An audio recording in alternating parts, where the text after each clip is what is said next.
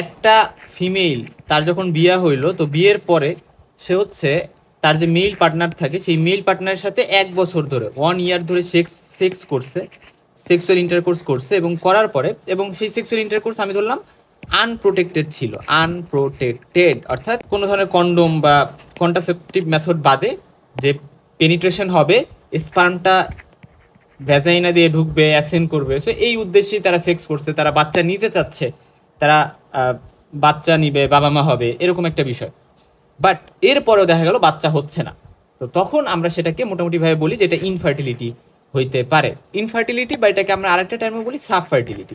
মানে ইনফার্টিলিটি টার্মটা যখন আসলে আমরা ইউজ করি তখন সেটা বলতে বোঝায় যে ওকে ফাইন, মানে বাচ্চা হচ্ছে না বা হবে না এরকম একটা বিষয়। বাট সাবফার্টিলিটি বললে সেটা একটু ডিসেন্ট শোনাইতে পারে যে আচ্ছা, বা এখন হয়তো বা হচ্ছে না, বাচ্চা তার হওয়ার চান্স একটু কম, বাট একটু ট্রাই করলে, বিভিন্ন মেজার্স অবলম্বন করলে তার হয়তো বা বাচ্চা হইতে পারে। সাবফার্টিলিটি বলতে আমরা এটা বুঝাই আর কি। আচ্ছা যাই হোক, এখন এই যে ফিমেলটার কথা বললাম এবং মেলটার কথা বললাম, তো দেখা যেতে পারে কিছু ফিমেল ফ্যাক্টর অর্থাৎ ওয়াইফের যে ফ্যাক্টর, এরকম কিছু ফ্যাক্টরের কারণে, যেমন ওভারির ওভুলেশনের হচ্ছে না ঠিক করে, সো অ্যানোভুলেশনের কারণে, সো এরকম পলিসিস্টিক ওভারি সিন্ড্রোমের কথা আমরা বলতে পারি, বা ওভারির প্রবলেম বাদে ইউটারাসের কিছু প্রবলেম থাকতে পারে, সার্ভিক্সের কিছু প্রবলেম থাকতে পারে। সো এরকম বিভিন্ন অ্যানাটমিক্যাল লেভেলে বিভিন্ন প্রবলেমের কারণে দেখা যেতে পারে ফিমেল ফ্যাক্টরের কারণে তার প্রেগনেন্সি হইতে পারতেছে না, ইনফার্টিলিটিতে ভুগতেছে। অপরদিকে মেল কিছু ফ্যাক্টর থাকতে পারে যে আমরা মেলের সিমেন অ্যানালাইসিস করে দেখতে পারি যে মেলের কী কী সমস্যা আছে, এবং মেল ফ্যাক্টরের কারণে হচ্ছে বাচ্চা হচ্ছে না। সো মেলের কারণে হচ্ছে না, ফিমেলের কারণে হচ্ছে, এটা আমাদের কিন্তু ফার্স্ট আইডেন্টিফাই করতে হবে, তারপর তো আমরা ট্রিটমেন্ট অপশনের দিকে যাব। তো দেখা যায় ইউজুয়ালি মেলের থেকে ফিমেল ফ্যাক্টরটা একটু বেশি রেসপন্সিবল থাকতে পারে, হ্যাঁ, বেশিরভাগ ক্ষেত্রে। ইনএবিলিটি টু কনসিভ, মানে কনসিভ করতে ইনএবিলিটি আছে, এবং 1 ইয়ার অফ রেগুলার এবং আনপ্রোটেক্টেড ইন্টারকোর্স বা সেক্সুয়াল ইন্টারকোর্স করার পরেও বাচ্চা হচ্ছে না। এখন এখানে একটা কথা আমি বলি, ধরো হাজব্যান্ড থাকে বিদেশে, হাজব্যান্ড কই থাকে, বিদেশে থাকে। এখন এই বিদেশে থাকা হাজব্যান্ড, ধরো তাদের বিয়ে হয়েছে 5 বছর, কিন্তু তারা রেগুলার তো আনপ্রোটেক্টেড 1 বছর ধরে সেক্স করে নাই, সেক্সুয়াল ইন্টারকোর্স করে নাই, তাহলে তাদের ক্ষেত্রে কিন্তু ডেফিনেশনটা আমরা নর্মাল ওয়েতে বলতে পারতেছি না। একটা আছে প্রাইমারি ইনফার্টিলিটি, আর একটা আছে সেকেন্ডারি ইনফার্টিলিটি। তো প্রাইমারি আর সেকেন্ডারি ইনফার্টিলিটি বলতে কি বোঝায়? দেখো, প্রাইমারি ইনফার্টিলিটি মানে হচ্ছে তার আগে কখনোই বাচ্চা হয়নি, আগে সে কখনোই প্রেগনেন্ট হয়নি একটা মহিলা। বাট সেকেন্ডারি ইনফার্টিলিটি মানে হচ্ছে যে আগে সে একবার হয়েছিল, বা মানে মা হয়েছিল, নট নেসেসারিলি যে লাইফ বার্থ হয়েছিল, হইতে পারে পেটের মধ্যে বাচ্চা মরে গেছে, বাট সে প্রেগনেন্ট হয়েছিল, সে আগে প্রেগনেন্ট হয়েছিল, কিন্তু এখন সেকেন্ড টাইম বা থার্ড টাইম যখন হইতে যাচ্ছে তখন সে পারতেছে না হইতে, কিন্তু সে রিপ্রোডাক্টিভ এজের মধ্যেই আছে, কিন্তু তারপরও সে হইতে পারতেছে না। তো এটা এক ধরনের ইনফার্টিলিটি, যেটাকে আমরা সেকেন্ডারি ইনফার্টিলিটি বলতেছি। এখানে আমরা দুইটা টার্মের সাথে একটু পরিচিত হব। একটা হচ্ছে ফেকান্ডিবিলিটি, আরেকটা হচ্ছে ফেকান্ডিটি। তো ফেকান্ডিবিলিটি মানে হচ্ছে যে ধরো একটা সাইকেল যদি মেনস্ট্রুয়াল সাইকেল যদি 28 দিনের হয়, তো তার 14তম দিনে আমি ধরলাম ফর এক্সাম্পল ওভুলেশন হইতেছে, এবং এই সাইকেলটাতে ওভুলেশনের পরে সেখান থেকে ওসাইট রিলিজ হবে, এবং এটা হচ্ছে প্রেগনেন্ট হইতে কন্ট্রিবিউট করবে যদি স্পার্মের সাথে ফার্টিলাইজেশন হয়। তো এখন কথা হচ্ছে যে এই যে একটা সাইকেল, ধরো একটা মেয়ের বিয়ে হইলো, তো বিয়ে হওয়ার পরে এখন একটা তার মেনস্ট্রুয়াল সাইকেল শুরু হইলো, এবং ওই সাইকেলের হিসাবে তার ওভুলেশনের টাইমে সে হচ্ছে তারা ট্রাই করলো, এবং পরবর্তীতে দেখা গেলো তাদের ইন্টারকোর্সটা সাকসেসফুল হয়েছে, প্রেগনেন্ট হয়েছে মহিলাটা, মানে ফার্টিলাইজেশন হয়েছে, জাইগোট ফর্মেশন হয়েছে, সবই হয়েছে, সো প্রেগনেন্ট হয়েছে। তো এই যে প্রেগনেন্সি হওয়া, যে একটা পার্টিকুলার মেনস্ট্রুয়াল সাইকেলে, ধরো একটা মেনস্ট্রুয়াল সাইকেল আমি ধরতেছি, এই যে একটা মেনস্ট্রুয়াল সাইকেল, তো এই সাইকেলে তার প্রেগনেন্ট হওয়ার, একটা মহিলার প্রেগনেন্ট হওয়ার চান্স কত পার্সেন্ট, বা কাপলটার এর মানে মা বাবা হওয়ার বা মহিলাটা প্রেগনেন্ট হওয়ার চান্স কত পার্সেন্ট, সেটা আমরা ফেকান্ডিবিলিটি বলি, হ্যাঁ। তো সাধারণত ধরা হয় যে 20% চান্স থাকে, প্রত্যেকটা মেনস্ট্রুয়াল সাইকেলে প্রেগনেন্ট হওয়ার চান্স 20%-এর মতো থাকে, অর্থাৎ ধরো যে 20% চান্স থাকে প্রত্যেকটা মেনস্ট্রুয়াল সাইকেলে প্রেগনেন্ট হওয়ার। ফ্যাকান্ডিটি এটা মানে কি? এটা মানে হচ্ছে যে বায়োলজিক্যাল অ্যাবিলিটি, অর্থাৎ ধরো একটা কাপল তারা কি রিপ্রোডিউস করতে পারবে কি পারবে না, তাদের ফিজিক্যাল ক্যাপাসিটি রিপ্রোডিউস করার, সেটাকে আমরা বলি ফেকান্ডিটি বলি, ঠিক আছে। এবং সেটা লাইভ বার্থ হইতে হবে। 85 থেকে 95% কাপলই 1 ইয়ারের মধ্যে কনসিভ করে ফেলে। 1 ইয়ারের মধ্যে বাচ্চা হচ্ছে না রেগুলার আনপ্রোটেক্টেড সেক্সের পরেও, তারপরে হচ্ছে আমার ইনফার্টিলিটির জন্য কিন্তু কাপলটাকে ইভ্যালুয়েশন করতে হবে, মেল ফিমেল উভয়কেই। আর্লিয়ার ইভ্যালুয়েশন কখন কখন করা লাগতে পারে? যদি এমন হয় যে মেনস্ট্রুয়াল সাইকেল ঠিকঠাক নাই, রেগুলার হচ্ছে না, আমি যদি চিন্তা করি যে আচ্ছা, যখনই মেনস্ট্রুয়াল সাইকেল আসলে ইরেগুলার হয়, ঠিকঠাক হচ্ছে না, তখন আমরা অ্যানোভুলেশনের কথা ভাবতে পারি, যে হয়তোবা সাইকেল হচ্ছে বাট ওভুলেশন কিন্তু টাইমলি হচ্ছে না, বা ওভুলেশন অ্যানোভুলেটরি হচ্ছে, সাইকেল অ্যানোভুলেটরি হচ্ছে। ফিমেলের এইজ যদি 35 বছরের বেশি হয়, ঠিক আছে, তো এখনো বাচ্চা নাই, তো ঠিক আছে, মানে ইভ্যালুয়েশনের জন্য পাঠাইতে পারি, চিন্তা করতে পারি। বা অ্যান্ডোমেট্রিওসিসের যদি হিস্ট্রি থাকে, এটা যদি ইনফার্টিলিটি করতে পারে, পেলভিক ইনফেকশনে ইনফার্টিলিটি হতে পারে, পিআইডি যেটা জেনিটাল টিবিতে ইনফার্টিলিটি হতে পারে, এবং ওভারিয়ান রিজার্ভকে কমাই দিতেছে, এরকম যদি কোনো কন্ডিশন থাকে, আমরা ওভারিয়ান রিজার্ভ বলতে বোঝানো হয়েছে যে ওভারির মধ্যে ফলিকল কত পরিমাণ আছে, ফলিকল কি ঠিকঠাক আছে কিনা, কারণ ফলিকলই যদি না থাকে মহিলা প্রেগনেন্ট কেমনে হবে, একটা তো ডমিনেন্ট ফলিকল হয়ে সেটা থেকে ওসাইট তো রিলিজ হইতে হবে। সো ওভারিয়ান রিজার্ভ দেখার জন্য আমরা কিছু টেস্ট করি, যেমন অ্যান্টিমুলারিয়ান হরমোন, এটা সব থেকে বেশি মানে ভালো একটা টেস্ট আমরা বলি, এই হরমোনটার লেভেল আমরা দেখি, এটা থেকে আমরা বুঝতে পারি যে আসলে ওভারিয়ান রিজার্ভ কেমন আছে। যখন এইজ বাড়ে ফিমেইলে, তখন ওভারিয়ান রিজার্ভ আস্তে আস্তে কমতে থাকে, ওসাইটের কোয়ালিটি কমতে থাকে, দেখা যায় যে ইমপ্লান্টেশনের চান্স কমতে থাকে এবং গাইনোকোলজিক্যাল প্যাথোলজিস বাড়তে থাকে। সো আলটিমেটলি এই জন্য অবশ্যই আগে ভাগে কিন্তু প্রেগনেন্সির ট্রাই করা উচিত। ইনফার্টিলিটির কজ ফিমেল হচ্ছে 40-55% কেসে ফিমেল দায়ী থাকে, মেল কজ হচ্ছে 40%-এর মতো কেস থাকে, আর আনএক্সপ্লেইন কজ থাকে কিছু 10%-এর মতো। এই ক্ষেত্রে আমরা অ্যাকচুয়াল কজটা ওইভাবে জানি না হয়তো বা। আনএক্সপ্লেইন কজে আমরা হচ্ছে ওভুলেশন ইনডিউসিং ড্রাগ, তারপর হচ্ছে ইউটেরাইন ইনসেমিনেশন, এভাবে আমরা হচ্ছে ট্রাই করি আসলে বাচ্চা হওয়ার। হ্যাঁ, সো আমরা এগুলো নিয়ে ম্যানেজমেন্ট যখন পড়বো তখন তো আমরা আলোচনা করবো। ফিমেল কজের মধ্যে কী কী হতে পারে, একটা হচ্ছে ওভুলেটরি ডিসফাংশন, এটা মোস্ট কমন কজ। হ্যাঁ, এবং এর মধ্যে পলিসিস্টিক ওভারি সিনড্রোম, এটা আবার মোস্ট কমন কজ, তো এটা ইনফার্টিলিটি করতে পারে। তারপরে যদি মহিলাটা অনেক অবেজ হয়, সো দেখো অবেজ যারা, তাদের পিসিওএস এর চান্সও থাকে, এইজ একটু বেশি, হাইপোথাইরয়েডিজম যাদের আছে, হাইপার প্রোল্যাক্টিনিমিয়া যাদের আছে, এটা খুবই ইম্পর্টেন্ট। এবং এর ক্ষেত্রে আমরা ট্রিটমেন্ট হচ্ছে ডোপামিন অ্যাগনিস্ট দিয়ে ট্রিটমেন্ট করি, ব্রোমোক্রিপ্টিন, তারপর কিছু ড্রাগ আছে আমরা দেখবো যে হাইপারপ্রোলেক্টিনিমের ট্রিটমেন্ট আমরা ইউজ করি। তারপরে হাইপোথ্যালামিক এবং পিটুইটারি যদি ডিসফাংশন থাকে, কারণ আমার আলটিমেটলি হাইপোথ্যালামো পিটুইটারি ওভারিয়ান অ্যাক্সিসটা ঠিকঠাক কিন্তু থাকতে হবে। আর তারপর হচ্ছে ফেলোপিয়ান টিউবে কোনো ঝামেলা আছে, যেমন pelvic inflammatory disease, genital tuberculosis. Genital tuberculosis কিন্তু 10-19% ক্ষেত্রে কন্ট্রিবিউট করতে পারে ইনফার্টিলিটির, এবং পেলভিক অ্যাডেশন যদি থাকে সেক্ষেত্রেও কিন্তু হইতে পারে। আর ইউটেরাইন ফ্যাক্টরের মধ্যে যদি অ্যাশারম্যান সিনড্রোম থাকে, অর্থাৎ ইউটারাসের মধ্যে এই জায়গায় বিভিন্ন অ্যাডেশন তৈরি হয়ে আছে, এটা যদি হয় তাহলে সেটাও কিন্তু বাচ্চা হইতে পারবে না, ইমপ্লান্টেশন ঠিকভাবে হইতে পারতেছে না, সাবমিউকাস ফাইব্রয়েড, অর্থাৎ অ্যান্ডোমেট্রিয়ামের মধ্যে ইউটেরাইন ক্যাভিটির মধ্যে এইভাবে একটা সাবমিউকাস ফাইব্রয়েড হয়ে আছে এবং ভিতর দিকে, এবং এটা কিন্তু বাচ্চা হওয়ার ক্ষেত্রে প্রবলেম ক্রিয়েট করতেছে। অ্যান্ডোমেট্রিয়াল পলিপের ক্ষেত্রেও সেম, এভাবে পলিপ হয়ে আছে এবং বাচ্চা ঠিকঠাকভাবে মানে অ্যান্ডোমেট্রিয়াম ক্যাভিটির মধ্যে যেহেতু এরকম হয়ে আছে। তারপরে অ্যান্ডোমেট্রাইটিস, যদি পেলভিক ইনফ্লামেটরি ডিজিজের মধ্যে অ্যান্ডোমেট্রাইটিস একটা কম্পোনেন্ট আমরা জানি যে অ্যান্ডোমেট্রিয়াম ইনফ্লামেশন, সেই ক্ষেত্রে এরকম হতে পারে। ইউটারাসটা যদি সেপ্টেড হয়ে থাকে তাহলেও এরকম হতে পারে। সার্ভিক্যাল ফ্যাক্টরের মধ্যে যদি মনে রাখবে সার্ভিক্সের ওইখান দিয়ে হচ্ছে অ্যান্টি স্পার্ম অ্যান্টিবডিজ থাকতে পারে। সো এইগুলো কি করবে, স্পার্মকে ডিস্ট্রাক্ট করবে, মানে স্পার্ম তো নর্মালি কি হওয়ার কথা, যে ধরো এই যে ইউটেরাস এবং এখানে সার্ভিক্স আমরা চিন্তা করলাম, তো এখান দিয়ে ভ্যাজেনাল ক্যানেল দিয়ে এসে যখন সার্ভিক্সে আসবে, তো সার্ভিক্স আসার পরে আলটিমেটলি এদের উদ্দেশ্য কি, টার্গেট হচ্ছে ইউটেরাসে যাবে, ইউটেরাসে গিয়ে পরবর্তীতে ফেলোপিয়ান টিউব দিয়ে এরা এভাবে পাস করবে, এবং ফেলোপিয়ান টিউবে হয়তো বা এদের অ্যাম্পুলার ওই জায়গায় দিয়ে বা মানে কি বলে ফার্টিলাইজেশন হবে। সো আলটিমেটলি উদ্দেশ্য তো এটা, বাট এখানে অর্থাৎ এই রিজনটাতে সার্ভিক্সই দেখা যায় অ্যান্টি স্পার্ম অ্যান্টিবডির কারণে স্পার্মগুলার উপরে যাইতে পারতেছে না, এটা ডিস্ট্রয়েড হয়ে যাচ্ছে, এটা হতে পারে। বা সার্ভিক্সটা খুবই শুরু হয়ে গেছে, ফলে স্পার্ম অ্যাসেন্ড করতে পারতেছে না। তারপরে অ্যান্ডোমেট্রিওসিসও কিন্তু একটা ফ্যাক্টর আমরা জানি। তো আমরা ফিমেল ফ্যাক্টরগুলো নিয়ে জানলাম, আমাদের এই ভিডিওর টপিক যেহেতু ফিমেল ইনফার্টিলিটি, আমরা মেল ফ্যাক্টরগুলো নিয়ে পরে জানবো। এখন হিস্ট্রি খুব ইম্পর্টেন্ট, যে বোথ পার্টনারের এইজ কেমন, কারণ এইজ একটা ইম্পর্টেন্ট ফ্যাক্টর, স্পেশালি ফিমেলের ক্ষেত্রে।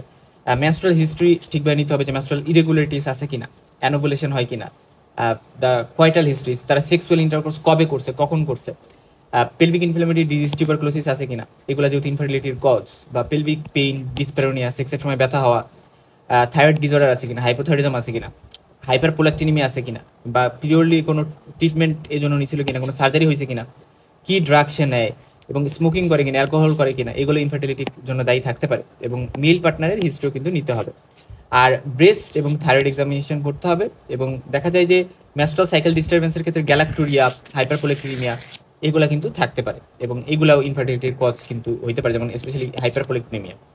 আর পেলভিক এক্সামিনেশন যদি আমরা করি, তাহলে ভ্যাজাইনাল বা সার্ভাইকাল কোনো অ্যাবনর্মালিটি আছে কিনা, যেমন সার্ভাইকাল স্টোনোসিস আছে কিনা, ইউটেরাসে বা অ্যাডনেক্সাল যে স্ট্রাকচার যেমন ফেলোপিয়ান টিউব ওভার, এই সকল জায়গায় টেন্ডারনেস আছে কিনা, পেলভিক ইনফ্লামেটরি ডিজিজের কথা আমরা চিন্তা করতে পারি, বা ইউটেরাসটা অ্যান্টিভার্টেড বা রেট্রোভার্টেড, ফিক্সড রেট্রোভার্টেড হয়ে গেছে কিনা, যদি অ্যাডেশন থাকে পেলভিসে, অ্যাডনেক্সের সাথে কোনো মাস পাচ্ছে কিনা, pelvic inflammatory disease, genital TB, endometriotic cyst, এরকম বিভিন্ন কন্ডিশন আমরা পাইতে পারি। এবং হাজব্যান্ডের সিমেন অ্যানালাইসিস তো করতে হবে, ওভুলেশন হয়েছে কিনা, কখন হচ্ছে, অ্যানোভুলেশন আছে কিনা, ইরেগুলার সাইকেল আছে কিনা, সেক্ষেত্রে প্রোল্যাক্টিন লেভেল, মানে থাইরয়েড স্টিমুলেটিং হরমোন, তারপরে পিসিওএস হইতে পারে কিনা, কারণ পিসিওএস ইনফার্টিলিটি একটা ইম্পর্টেন্ট কারণ। অ্যামোনিয়া থাকলে সেটা আমার করতে হবে, কারণ আসলে একটা মহিলার ওভুলেশন হচ্ছে এটা সব থেকে সিগনিফিক্যান্ট একটা মার্কার হচ্ছে। মহিলা যদি প্রেগনেন্ট যদি হয় তাহলে সেটা বুঝে যে মহিলার তো ওভুলেশন হচ্ছে, কারণ একটা ওম্যান তার অবশ্যই ওভুলেশন হয়েছে দেখেই সে প্রেগনেন্ট হয়েছে। আর অ্যানোভুলেশন হইলে ইরেগুলার এবং হ্যাভি মেনস্ট্রুয়াল ব্লিডিং এরকম হতে পারে। টিউবাল প্যাটেন্সি ঠিকঠাক আছে কিনা এটা আমাদের চেক কিন্তু করতে হবে। ট্রান্সভেজাইনাল সোনোগ্রাফি এটা আমরা করে মনিটরিং করতে পারি। আর আনএক্সপ্লেইন ইনফার্টিলিটি আমরা কখন বলি, আসলে আনএক্সপ্লেইন ইনফার্টিলিটি মানে হচ্ছে যে হাজব্যান্ডের সিমেন অ্যানালাইসিস নর্মাল, ওভুলেশনও ঠিকঠাক আছে, কিন্তু দেখা গেছে অ্যাটলিস্ট একটা টিউবও ঠিক আছে, ফিলোপিয়ান টিউবের মধ্যে দুইটার মধ্যে অ্যাটলিস্ট একটা ঠিক আছে, এবং ট্রান্সভেজাইনাল সোনোগ্রাফি করে দেখলাম নর্মাল, ঠিক আছে। এখন যেটা হইতে পারে যে বয়সের সাথে সাথে হয়তো ফার্টিলিটি কমে গেছে, বা গ্যামেট ফর্মেশন অ্যাবনর্মালিটি হয়েছে, বা ফার্টিলাইজেশন এ কোনো প্রবলেম হয়তো বা হয়েছে, ইমপ্লান্টেশন হয়তো বা কোনো প্রবলেম হয়েছে, যেগুলো আমরা নর্মালি রুটিন টেস্টিং কিন্তু টেস্ট করি না। সো ফলে আমাদের কাছে কজটা আনএক্সপ্লেইন রয়ে গেছে, ফলে এটা কিন্তু ডিফিকাল্ট হয়ে যায় আমার ডায়াগনোসিস করা, এবং তখন আমরা ইনভাইট্রো ফার্টিলাইজেশনের মাধ্যমে হচ্ছে আমরা ট্রাই করতে পারি প্রেগনেন্ট করার। তারপরে অ্যান্ডোমেট্রিওসিসের মধ্যে অকাল্ট অ্যান্ডোমেট্রিওসিস একটা টার্ম আছে, তো সেটা নর্মালি কিন্তু ডায়াগনোস নাও হইতে পারে নর্মাল রুটিন ইনভেস্টিগেশনে। সো সেক্ষেত্রে আমরা এটা একটা কারণ হইতে পারে, বা স্পার্মের যদি ডিএনএ ডিফেক্ট থাকে এটা আনএক্সপ্লেইন ফার্টিলিটির কারণ হইতে পারে, পসিবল কারণ। ইনভাইট্রো ফার্টিলাইজেশন আমরা কীভাবে করি, ধরো ফিমেল যে তার যে মানে তার যে ওসাইট সেটা আমরা নিলাম, এবং মেল যে তার যে স্পার্ম সেটা আমরা নিলাম। সো এই ওসাইট আর স্পার্মকে আমরা বাহিরেই মানে ল্যাবরেটরিতে আমরা কী করলাম, এদের মধ্যে মিলন ঘটাইলাম, এদের মধ্যে আমরা ফার্টিলাইজেশন করলাম। সো আমরা যখন ফার্টিলাইজেশন করার পরে আমি এটাকে ফিমেলের ইউটেরাসের মধ্যে ধরো দিলাম, দেওয়ার পরে ওই ফিমেলের ইউটেরাসের মধ্যে ইমপ্লান্টেশন করবে। মানে এই যে আমি ফার্টিলাইজেশন করলাম, জায়গাটা ফর্মেশন করে ফিমেলের ইউটেরাসে দিলাম, ফিমেলের ইউটেরাসে কিন্তু এদের নিজের ইমপ্লান্টেশন করতে হবে। সো আলটিমেটলি এরা নিজেরা যদি ইমপ্লান্টেশন ইউটেরাসের মধ্যে না করে তাহলে কিন্তু বাচ্চা হবে না। সো ইনভাইট্রো ফার্টিলাইজেশন আমি 100% কনফার্মেশন দিতে পারবো না যে বাচ্চা হবে, কারণ আমরা এখানে ফার্টিলাইজেশন ঘটায় দিছি, বাট দেওয়ার পরে ধরো এখানে আমি দিছি মানে সাধারণত ফান্ডাসের 1 সেন্টিমিটার নিচে ওই রিজন দিয়ে দিতে হয়, মানে আমি যেই ফার্টিলাইজেশন ঘটায় যেটা বানাইছি ইমব্রায়োটা, তো এই ইমব্রায়োটা আমি যখন এখানে দিলাম তো এটা কিন্তু ইমপ্লান্টেশন নিজের দায়িত্বে করতে হবে। সো এই জিনিসটা খুব ইম্পর্টেন্ট।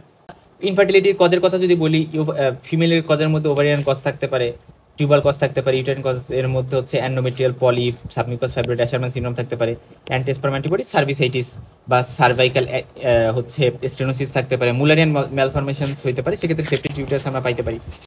এবং হুকিম তো আসলে ওভারিয়ান কজগুলোকে একটাভাবে ক্লাসিফাই করছে, যাচ্ছে হাইপোগোনাডোটপিক হাইপোগোনাডিজম যেটা ক্যালমান সিনড্রোম আমরা পাই, বা নর্মোগোনাডোটপিক নর্মোগোনাডিজম যেটা পিসিওএস অ্যানোভুলেশনের ক্ষেত্রে আমরা পাই। হাইপোগোনাডোটপিন রিলিজিং যে হরমোনগুলো, যেখান থেকে এফএসএই সেলেইস যেটা গোনাডোটপিন যে বিষয়গুলো ওইগুলো কম রিলিজ হচ্ছে, ফলে ওভারি থেকে ইস্ট্রোজেনও কম রিলিজ হচ্ছে। হাইপারগোনাডোটপিক মানে হচ্ছে এফএসএই এলএইচ বেশি হচ্ছে, বাট ওভারি থেকে ইস্ট্রোজেন ঠিকঠাক রিলিজ হচ্ছে না। প্রাইমারি ওভারিয়ান ইনসাফিসিয়েন্সি বা আগে ভাগে যখন ম্যানোপজ হয়ে যায় সেটাকে আমরা বলি, বা প্রিম্যাচার ম্যানোপজ যাকে আমরা বলতেছি, এই কন্ডিশনটাতে এরকম হতে পারে। আর হাইপারপ্রোল্যাক্টিনিমিয়া যদি এটার মধ্যে ক্লাসিফাইড হয় না হুয়ের মধ্যে ক্লাস 1 to 3 এর মধ্যে, বাট হাইপারপ্রোল্যাক্টিনিমিয়াতে ইনফার্টিলিটি হয়, এবং দেখা যায় যে এক্ষেত্রে আমরা prolactin level, thyroid hormone level আমরা কিন্তু মেজার করার ট্রাই করি। আর ক্যালমান সিনড্রোমে আমরা কিন্তু ম্যানেজমেন্টে পালসাটাইল গোনাডোটপিন রিলিজিং হরমোন দিয়ে আমরা ট্রিটমেন্ট করি, কারণ এখানে মেইন সমস্যা হচ্ছে যে গোনাডোটপিন রিলিজিং হরমোনই এখানে কম আসে। আর অ্যানোভুলেশন এর ক্ষেত্রে যেটা হয় যে অ্যানোভুলেটরি বা পিসিওএস যেটা, এক্ষেত্রে ওভারিয়ান ইনফার্টিলিটি আমরা বলি most common cause ovarian infertility, এবং এটা most easily treatable form of infertility. এক্ষেত্রে আমরা পিসিওএস এর ট্রিটমেন্টের যেভাবে আমরা বলছিলাম যে ওভুলেশন ইনডিউসিং ড্রাগ যেমন ক্লোমিফিন সাইট্রেট, তারপর হচ্ছে লেট্রোজল, এই ড্রাগগুলো দিয়ে আমরা ট্রিটমেন্ট করি, রাইট? লেট্রোজলটা বেশি ভালো ক্লোমিফিন সাইট্রেটের থেকে। সো এই ওভুলেশন ইনডিউসিং ড্রাগগুলো আমরা ইউজ করি। তো অ্যানোভুলেটরি সাইকেল আমরা কীভাবে বুঝি যে ইরেগুলার সাইকেল হবে, বা ইস্ট্রোজেন ব্রেক থ্রু ব্লিডিং হইতে পারে, পেইনলেস হয়, ঠিক আছে? অ্যানোভুলেটরি সাইকেল একটা বোঝার উপর হচ্ছে এগুলো পেইনলেস হয়, ডিসম্যানোরিয়া হবে না, এবং হ্যাভি মেনস্ট্রুয়াল ব্লিডিং হয়। এটা অ্যানোভুলেটরি সাইকেল বোঝার কিছু উপায়। তো এই ক্ষেত্রে আমরা মানে রেট্রোস্পেক্টিভ বিনোটে যেমন রেগুলার সাইকেল হয় কিনা, ডিসম্যানোরিয়া আছে কিনা, এই জিনিসগুলো একটু দেখলাম। তারপরে মিটেল স্মার্ট সিনড্রোম আছে কিনা, প্রিমেনস্ট্রুয়াল সিনড্রোম আছে কিনা, অর্থাৎ মেনস্ট্রুয়েশনের আগে থেকে কিছু ম্যানিফেস্টেশন থাকে, বোঝা যায় যে আসলে আমার মেনস্ট্রুয়েশন হবে এরকম ভাব। এই জিনিসগুলো হচ্ছে আমরা আলোচনা করে আসছি আমাদের ডিসমেনোরিয়া, দ্য মেনস্ট্রুয়েশন, মেনোপজ, ওইগুলোর ভিডিওতে। সেগুলো নিয়ে আমরা এখন কথা বলবো না। জাস্ট যে জিনিসটা জানতে হবে যে প্রোজেস্টেরন, যেটা আমরা নর্মালি জানি যে প্রোজেস্টেরন লেভেলটা আমরা যদি মাপি তাহলে তো আমরা বুঝতে পারি যে আসলে ওভুলেশন হয়েছে কিনা। কারণ যদি ওভুলেশন হয় তাহলে সেখানে কর্পাস লুটিয়াম ফর্মেশন হবে এবং কর্পাস লুটিয়াম থেকে প্রজেস্টেরন রিলিজ হতে থাকবে। সো আমরা যদি 21তম দিনে সাইকেলের 28 দিনের সাইকেল যদি হয় তার 21তম দিনে আমরা জানি যে প্রজেস্টেরনের হাইয়েস্ট কনসেন্ট্রেশন থাকে, অর্থাৎ মেনস্ট্রুয়েশন হওয়ার ঠিক 1 সপ্তাহ আগে 21তম দিনে সাইকেলের প্রজেস্টেরনের কনসেন্ট্রেশন সব থেকে বেশি থাকে, কর্পাস লুটিয়াম সব থেকে বেশি প্রজেস্টেরন রিলিজ করে।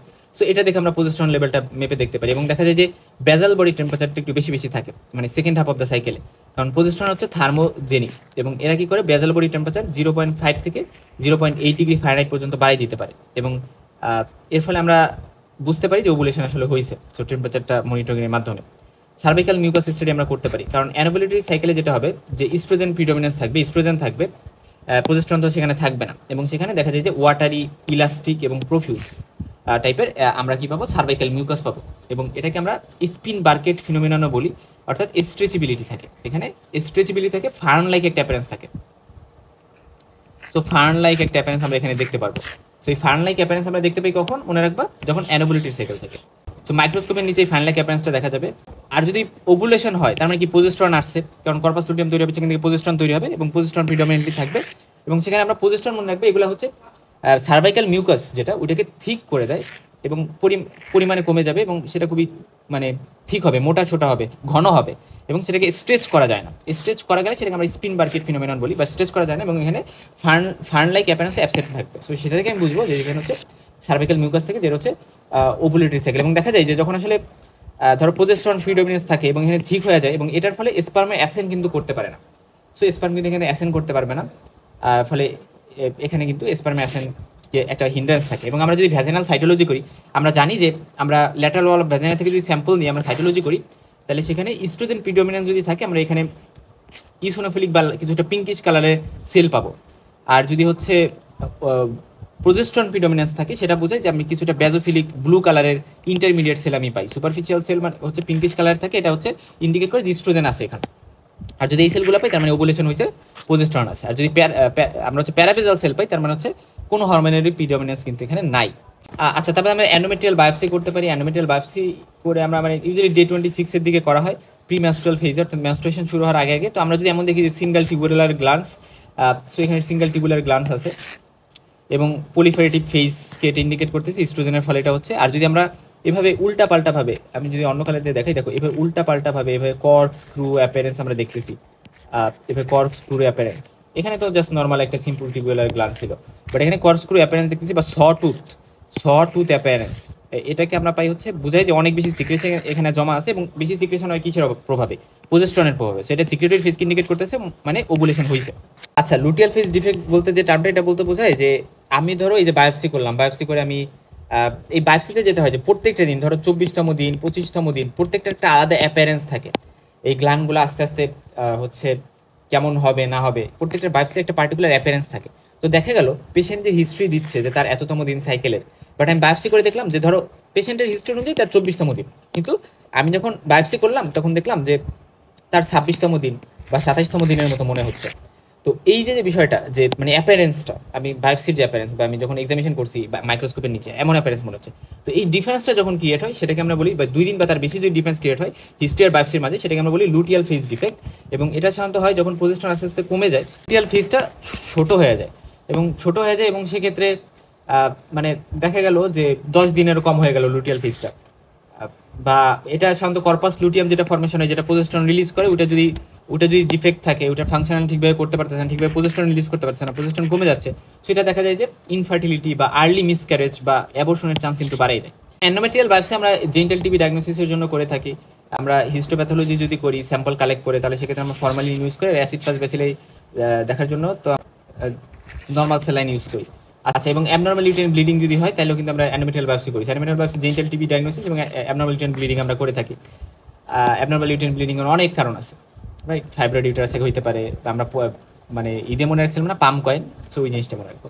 এখন হচ্ছে শ্রাম প্রজেস্টেরন লেভেল, এটা দেখলে তো আমাদের হয়ে যাচ্ছে, কারণ প্রজেস্টেরন যদি আমরা পাই তার মানে শিওর ওভুলেশন হয়েছে। সো এটা খুব ইম্পর্টেন্ট, এবং এটা যদি 3 ন্যানোগ্রাম পার মিলিলিটারের বেশি হয় বা সমান হয় তাহলে ওভুলেশন হয়েছে, এটা আমরা ধরে নিই। তো ম্যাক্সিমাম 15 ন্যানোগ্রাম পার মিলিলিটার পর্যন্ত হতে পারে ওভুলেশনের 6 থেকে 8 দিন পরে। ওভুলেশন প্রেডিক্ট করে এরকম কিছু টেস্ট আছে, যেমন হচ্ছে ইউরিনারি এলএইচ সার্চ। ইউজুয়ালি আমরা এলএইচ দেখার জন্য আমরা সেরাম ইউজ করি না, আমরা ইউরিনে এলএইচ দেখার ট্রাই করি, যেটা ওভুলেশনের 24 ঘন্টা আগে আমরা এটা দেখতে পারি, এবং একটা কিট দিয়ে এটা টেস্ট করা হয়। হয় যে এলিস সার্জ হওয়ার 36 ঘন্টা এরপরে দেখা যায় ওভুলেশন হয়। আমরা জানি এলিস সার্জের 36 ঘন্টার মধ্যে ওভুলেশন হয়। ওকে, আর ইউরিনারি এলিস পজিটিভ আমরা 24 ঘন্টার মানে 24 ঘন্টা আগে পাইতে পারি আর কি। একেবারে কনফার্মেটরি না, এটা স্পেসিফাই করে না ওভুলেশনকে, এটা ও গ্যারান্টি করতে পারে না ওভুলেশনকে। এলিস সার্চ কনস্ট্যান্টলি রেইজ হয় পিসিওএস আমরা জানি। এবং যেটা হয় যে আমরা এলিস সার্চ পাই হচ্ছে আমরা নর্মালি, বাট সব সময় এলিস রেস থাকে মানে কন্টিনিউয়াসলি। এখানে কোনো যে হুট করে সার্চ হচ্ছে হুট করে বাড়তেছে এরকম হয় না। সো এই জিনিসটা কিন্তু এখানে ইম্পর্ট্যান্ট একটা পয়েন্ট। এবং মোস্ট কমন টেস্ট ডান এর মধ্যে একটা টেস্ট হচ্ছে ফলিকুলার মনিটরিং। এটা দেখে আমরা হচ্ছে প্রেডিক্ট করতে পারি যা ওভুলেশন হয়তো বা হয়েছে, যে আমরা ফলিকলকে দেখার ট্রাই করি ডে 10 থেকে। এটা করা যেতে পারে অল্টারনেট ডেজগুলোতে, একদিন পর পর করা যেতে পারে। এবং সেক্ষেত্রে আমরা ট্রান্সভাজানাল সোনোগ্রাফি পেশেন্ট বারবার আসতে হবে, একটু মনিটরিংয়ের মধ্যে থাকতে হবে। আর সাইজ অফ দ্য ফলিকল 18 থেকে 20 যদি হয়ে যায় তাহলে সেটা হচ্ছে আস্তে আস্তে মানে একটা ডমিনেন্ট ফলিকল বা গ্রাফিন ফলিকলের দিকে যাচ্ছে। প্রতিদিন দেখা যায় 2 মিলিমিটার পার ডে করে বাড়তেছে কিনা এটা আমরা একটু দেখতে পারি।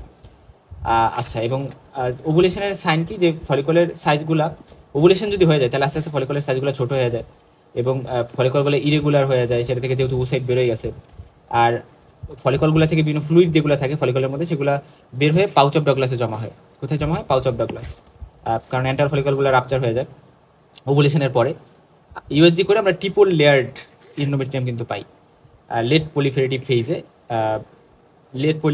ইউজুয়ালি আমরা এটা পাই ট্রিপল লেয়ার ফলিকল।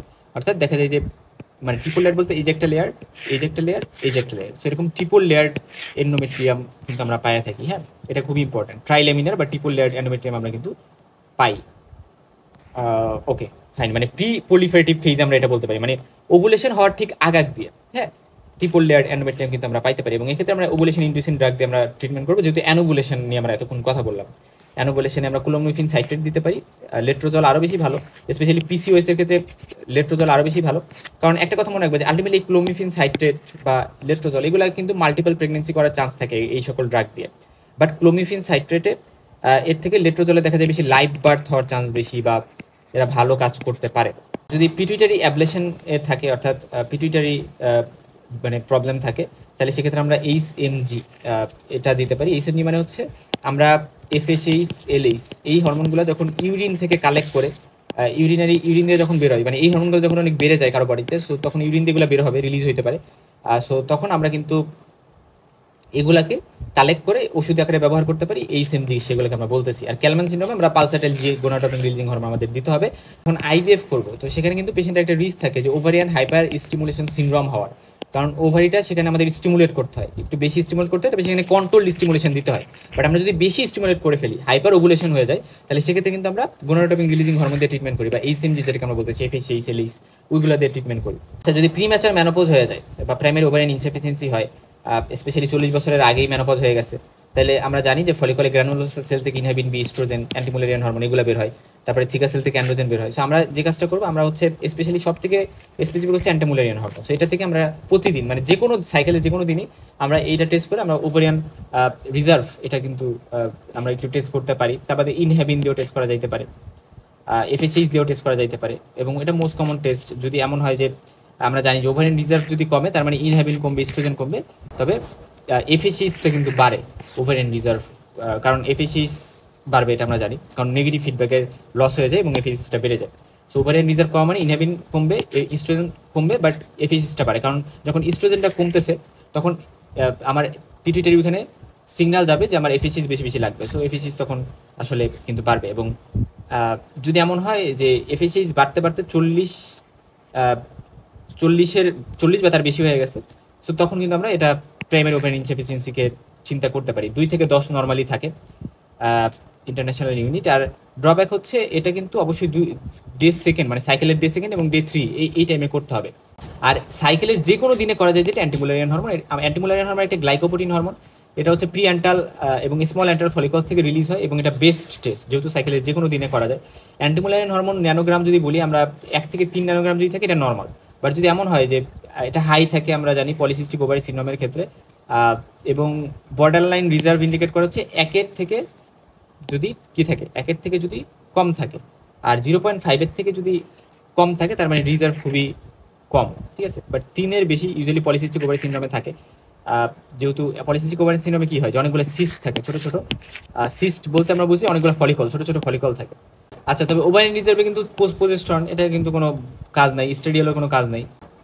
যদি কাপল আসে ইনফার্টিলিটি নিয়ে, আমাদের সিমেন অ্যানালাইসিস, ওভুলেশনের টেস্ট অর্থাৎ প্রোজেস্টেরন আমরা দেখবো প্রোজেস্টেরন আছে কিনা, তার মানে ওভুলেশন হয়েছে, এবং এইচএসজি অর্থাৎ হিস্ট্রোস্যালপিঙ্গোগ্রাফি, টিউবাল প্যাটেন্সি ঠিকঠাক আছে কিনা মহিলার, এটা দেখার জন্য। হ্যাঁ, ধরো এই যে ইউটেরাস এবং এখানে টিউব আছে, ফেলোপিয়ান টিউব, তো আমরা যে কাজটা করি, আমরা এখান দিয়ে একটা ক্যানুলা ঢুকে আমরা এটার মধ্যে ইউটেরাসের মধ্যে একটা ডাই দিয়ে দিই, এবং সেই ডাইটা এখান দিয়ে গিয়ে টিউব দিয়ে গিয়ে পরবর্তীতে টিউবের বাহিরে এটা স্পিলেজ হয়ে আসবে, বাহিরে বের হয়ে আসবে।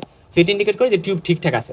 বাট যদি ব্লক থাকে, ধরো ফর এক্সাম্পল বাইল্যাটারাল কর্নুয়াল ব্লক আছে, কর্নুয়ের জায়গাটা ব্লক আছে, ফলে টিউবাল প্যাটেন্সি ঠিক নেই, এবং এটা ঠিক না হলে তো বাচ্চা হবে না, প্রবলেম হবে, ইনফার্টিলিটির প্রবলেম হবে। তো সেটা কিন্তু বোঝা যাবে, তখন আর স্পিলেজটা হবে না, এটা মানে ডাইগুলো বাহিরে বের হয়ে আসবে না।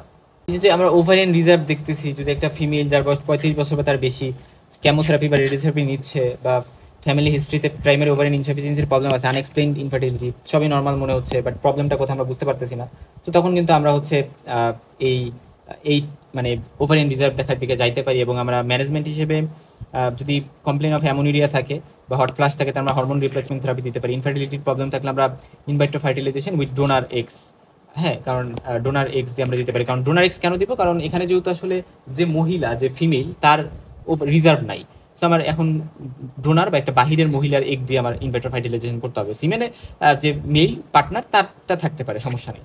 আচ্ছা, ফিমেল ইনফার্টিলিটি টিউবাল কজের মধ্যে কি কি হইতে পারে? একটা হইতে পারে পেলভিক ইনফ্লামেটরি ডিজিজ, তারপর স্যালপিনজাইটিস হইতে পারে, অর্থাৎ ফেলোপিয়ান টিউবে ইনফ্লামেশন, এন্ডোমেট্রিওসিস হইতে পারে, এবং এইগুলো আলটিমেটলি টিউবগুলোকে, ফেলোপিয়ান টিউবগুলোকে ব্লক করে দিতে পারে। ব্লক হইতে পারে এক পাশে, হইতে পারে দুই পাশে, ইউনিল্যাটারাল বা বাইল্যাটারাল হইতে পারে। তো টিউবাল প্যাটেন্সি বা টিউব ঠিকঠাক আছে কিনা, নাকি ব্লক আছে, এই জিনিসগুলো দেখার জন্য আমরা হিস্ট্রোস্যালপিঙ্গোগ্রাফি এই টেস্টটা করতে পারি, যেটা ইনভেস্টিগেশন অফ চয়েস। এখানে আমরা একটা রেডিও অপেক ডাই দিই, অর্থাৎ এখানে সাদা সাদা হয়ে যাবে, অর্থাৎ আমরা যখন এটা এক্স রে করবো, আসলে হিস্ট্রোস্যালপিঙ্গোগ্রাফিতে আমরা কি করি, আমরা এখানে একটা আমরা কি করি যে একটা রেডিও অপেক ডাইতে ইনজেক্ট করি, এবং একটা ক্যানুলার থ্রুতে, এবং এটা যখন আমরা ইনজেক্ট করি, তখন এই যে এই ক্যানুলাটার নাম কি দেখো, ক্যানুলাটার নাম হচ্ছে লিচ উইলকিনসন ক্যানুলা। সো এই যে এখানে এরকম থাকে, এখানে এরকম থাকে, সো লিচ উইলকিনসন ক্যানুলা, এবং এই ক্যানুলাটা ইউজ করে আমরা হচ্ছে ভিতরে ডাই দিচ্ছি। তো ক্যানুলাটা একেবারে ইউটেন ক্যাভিটির মধ্যে ঢুকে দিচ্ছি এমন না, সার্ভিস পর্যন্ত নিয়ে আমরা ভিতরে ডাই ইনজেক্ট করে দিচ্ছি, এবং ইনজেক্ট করার পরে আমরা হচ্ছে সিরিয়াল এক্স রে করি, মানে আমরা রেডিওলজি ডিপার্টমেন্ট ওখানে যাই, আমরা হচ্ছে রেডিওলজি যে রুমটা আছে ওইখানে আমরা এক্স রে করবো অনেকগুলো। সো আলটিমেটলি এইচএসজি মানে একটা এক্স রে, রেডিওলজিক্যাল এর মধ্যে এক্স রে যেটা আর কি। এবং আমরা দেখবো স্প্লিজ হয় কিনা। স্প্লিজ মানে হচ্ছে ধরো এখানে আমি ডাই দিলাম, ইউটারাসের মধ্যে এটা ছড়াইলো ডাইটা, এবং পরবর্তীতে ফেলোপিয়ান টিউব দিয়ে পরবর্তীতে বাহিরেও স্প্লিট হয়ে আসবে, বাহিরে বের হয়ে আসবে ডাইটা, রেডিওপেক ডাইটা আমি বাইরে দেখতে পারবো। তো এটা নর্মালি হবে, কিন্তু যদি ব্লক থাকে, এবং এটা সাধারণত কখন করা হয় মনে রাখবা যে সাইকেলের 7 থেকে 10 দিন এই টাইমগুলোতে ইউজুয়ালি করা হয়। অর্থাৎ দেখা যায় যে ওভুলেশনের পরে আমি করব না, বা ওভুলেটরি যে টাইমটা 14তম দিন বা second half of the cycle আমি করব না, কারণ করতে গেলে দেখা যেতে পারে যে বাচ্চা যদি ধরো কেউ প্রেগনেন্সির জন্য ট্রাই করতেছে এবং ওই সাইকেলে সে প্রেগনেন্ট হইলো, তো পরে বাচ্চার কিন্তু ড্যামেজ হইতে পারে, সেটা ক্যানুলার থ্রুতে হোক বা ডায়ের মাধ্যমে হোক। সো আলটিমেটলি বাচ্চা ইনজুরি বা যে হচ্ছে ইমরা আছে তার ইনজুরি হওয়ার অনেক বেশি চান্স থাকবে। এবং এখানে যে ড্রব্যাক আছে যে আমরা টিউবের শুধু ভিতরের দিকে দেখতে পারি, এক্সটেরিয়র সাইডে বা বাহিরের দিকে দেখতে পারবো না। এবং এটা একটা পেইনফুল প্রসিজার হওয়ার কারণে দেখা যায় যে ইউটেরাস এর এখানে এই যে ইউটেরাস হয়, তাহলে এখানে হচ্ছে টিউব আছে, তো টিউবের এই যে জায়গাটা কর্ণ বলি আমরা, তো কর্ণ এই জায়গায় অনেক বেশি স্পাজম হইতে পারে, পেইনফুল যেহেতু, সে স্পাজম হয়ে এখানে মানে একটা ফিজিওলজিক্যাল ব্লকিং হয়ে যেতে পারে, মানে কোনো ডিজিজের কারণে হয়নি, বাট এই প্রসিজার কারণে, মানে আয়োট্রোজেনিক ব্লক আমরা বলতে পারি, ফিজিওলজিক্যাল না আয়োট্রোজেনিক। সো এটা কিন্তু একটা ফলস পজিটিভ ব্লক ক্রিয়েট করতে পারে। এবং আমরা এখানে আরেকটা যে টার্মটা জানবো যে basic investigation in all couples, অর্থাৎ আমাদের সব কাপলে একটা ফিমেল, তার কিন্তু ওভুলেশন টেস্ট আমার করতে হবে, ইনফার্টিলিটি এর ইভ্যালুয়েশনের জন্য আমরা হিস্ট্রোস্যালপিঙ্গোগ্রাফি করতে হবে, আর মেল হচ্ছে স্পার্ম অ্যানালাইসিস করতে হয়, সিমেন অ্যানালাইসিস করতে হয়। আর 35 বছরের বেশি ফিমেল যদি হয় তাহলে আমার কিন্তু ওভারিয়ান রিজার্ভ আছে কিনা এটার এক্সামিনেশন আমার করতে হবে। ওভারিয়ান রিজার্ভে আরও ইন্ডিকেশনগুলো আমরা দেখছি যে কেমোথেরাপি, রেডিওথেরাপি যদি নেয়, এবং ল্যাপ্রোস্কোপিক ক্রোমোপার্টিউবেশন নামে একটা টার্ম আছে, এটা খুব ইম্পর্টেন্ট, এটা মনে রাখো যে এখানে আমরা ল্যাপ্রোস্কোপি ইউজ করি। হ্যাঁ, এখানে আমরা একটা ডাই দিব, ইউটারাসের মধ্যে, বাট এখানে আমরা ল্যাপ্রোস্কোপি ইউজ করতেছি, এখানে আমরা এক্স রে করতেছি না। তো এখানে এটাকে আমরা বলি ক্রোমোপার্টিউবেশন, ক্রোমো মানে রং বোঝানো হয়েছে, রং আমি ঢুকাই দিচ্ছি এবং তারপর আমি ল্যাপ্রোস্কোপ দিয়ে দেখতেছি। এটা গোল্ড স্ট্যান্ডার্ড একটা টেস্ট, এবং এটাতে ডাই হিসেবে কিন্তু এখানে মিথাইলিন ব্লু ইউজ করা হয়, বা ইন্ডিগো কার্মিন বলা হয়, বা মিথাইলিন ব্লুটা মনে রাখো। তো এখানে ল্যাপ্রোস্কোপ ইনসার্ট করা হয় এবং ডাই ক্যানুলা দিয়ে ঢুকাই দেওয়া হয়, এবং স্পিলেজ যদি হয় তাহলে সেটা ডাইরেক্টলি দেখা যায়, মানে ল্যাপ্রোস্কোপ দিয়ে আরও সুন্দর করে ডাইরেক্টলি দেখা যায় যেহেতু ক্যামেরা বা সুন্দর ভিজুয়ালাইজেশন থাকে, এটাতে এক্সটেরিয়রটাও দেখা যায়। এটা একটা ইম্পর্টেন্ট অ্যাডভান্টেজ, যেটা ড্রব্যাক ছিল হিস্টোসালপিঙ্গোগ্রাফি। টিউবাল ব্লক যদি হয়, যদি ইউনিল্যাটারাল ব্লক হয়, তাহলে সেটা আনএক্সপ্লেইন ফার্টিলিটির যে ট্রিটমেন্ট আমরা ওইভাবেই ট্রিটমেন্টটা দিব। অর্থাৎ আমরা জানি যে ক্লোমিফিন সাইটে, যেটা একটা ওভুলেশন ইনডিউসিং ড্রাগ, সাথে আমরা ইন্ট্রাইউটেরাইন ইনসেমিনেশন যেটা ওইটা করতে পারি। আচ্ছা, ইন্ট্রাইউটেরাইন ইনসেমিনেশন মানে কি মনে রাখবা, এক্ষেত্রে মহিলার মানে মহিলার ভিতরে, মহিলার ইউটেরাসের মধ্যে আমি বাহির থেকে স্পার্ম ঢুকাই দিচ্ছি, sperm sperm sperm sperm. So ultimately বাহির থেকে স্পার্ম আমি ঢুকাই দিয়া আমি হচ্ছে কি করতেছি, ইন্ট্রাইউটেরাইন ইনসেমিনেশন করতেছি। আর ইনভাইট্রো ফার্টিলাইজেশনের সাথে ডিফারেন্স হচ্ছে, ইনভাইট্রো ফার্টিলাইজেশন আমি মহিলার উসাইডটাও বাহিরে আনতেছি, স্পার্মটাও বাহিরে থাকতেছে, এবং এই দুইটার বাহিরেই ফার্টিলাইজেশন করতেছি। বাট এখানে যে স্পার্মটা ভিতরে ঢুকে ভিতরেই ফার্টিলাইজেশন হচ্ছে। সো এরকম একটা বিষয়। বাট যদি বাইল্যাটারাল হয়, তখন কিন্তু আমার আর এই ট্রিটমেন্ট হবে না, তখন আমার হচ্ছে ল্যাপ্রোস্কোপি কোনো পার্টিকুলেশনের মাধ্যমে কনফার্ম করতে হবে। এবং বাইল্যাটারাল প্রক্সিমাল বা কর্নাল ব্লক আছে, এটা হয়তো বা ধরা পড়লো, অথবা বাইল্যাটারাল ডিস্টাল বা ফিমরিয়াল ব্লক আছে, এটা হয়তো বা ধরা পড়লো। তো এরকম ব্লক যদি থাকে, প্রক্সিমাল বা কর্নুয়াতে যদি ব্লক থাকে, মানে ইউট্রাসের কাছাকাছি ব্লক যদি থাকে, তাহলে সেটা ফিজিওলজিক্যাল স্পাজমের কারণে হতে পারে, হিস্ট্রোস্কোপ মানে যেটা হচ্ছে হিস্টোসালপিঙ্গোগ্রাফি করার কারণে হতে পারে। তাহলে সেক্ষেত্রে আমরা হিস্ট্রোস্কোপিক ক্যানুলেশন করতে হবে, বা হিস্ট্রোস্কোপিক ক্যানুলেশন করে আমি হচ্ছে সেটা মানে ভালো করে ভিজুয়ালাইজেশনে ট্রাই করব। এবং মনে রাখবা যে আমরা হিস্ট্রোস্কোপি প্লাস ল্যাপ্রোস্কোপি এই দুইটা একসাথে যদি করি, সেটার আউটকাম কিন্তু খুব ভালো পাওয়া যায়। সো হিস্ট্রোস্কোপি এবং ল্যাপ্রোস্কোপি এই দুইটা একসাথে করলে সেটার মানে ফাইন্ডিং ভালো পাওয়া যাবে।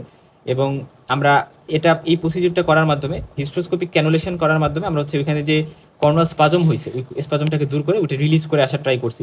বা মিউকাস কোনো প্লাগ যদি জমা হয়ে থাকে, অর্থাৎ এই যে ইউটেরাস এবং এখানে হচ্ছে ফেলোপিয়ান টিউবস, এখানে যদি কোনো প্লাগ জমা হয়ে থাকে, সেটাকে আমি উইথড্র করতেছি এই হিস্ট্রোস্কোপিক ক্যানুলেশনের মাধ্যমে। এবং ল্যাপ্রোস্কোপিক মানে ক্রোমোপার্টিবেশন একসাথে করে পরে আলটিমেটলি আমি দুইটা যদি একসাথে করি, তাহলে বেস্ট হয় আর কি।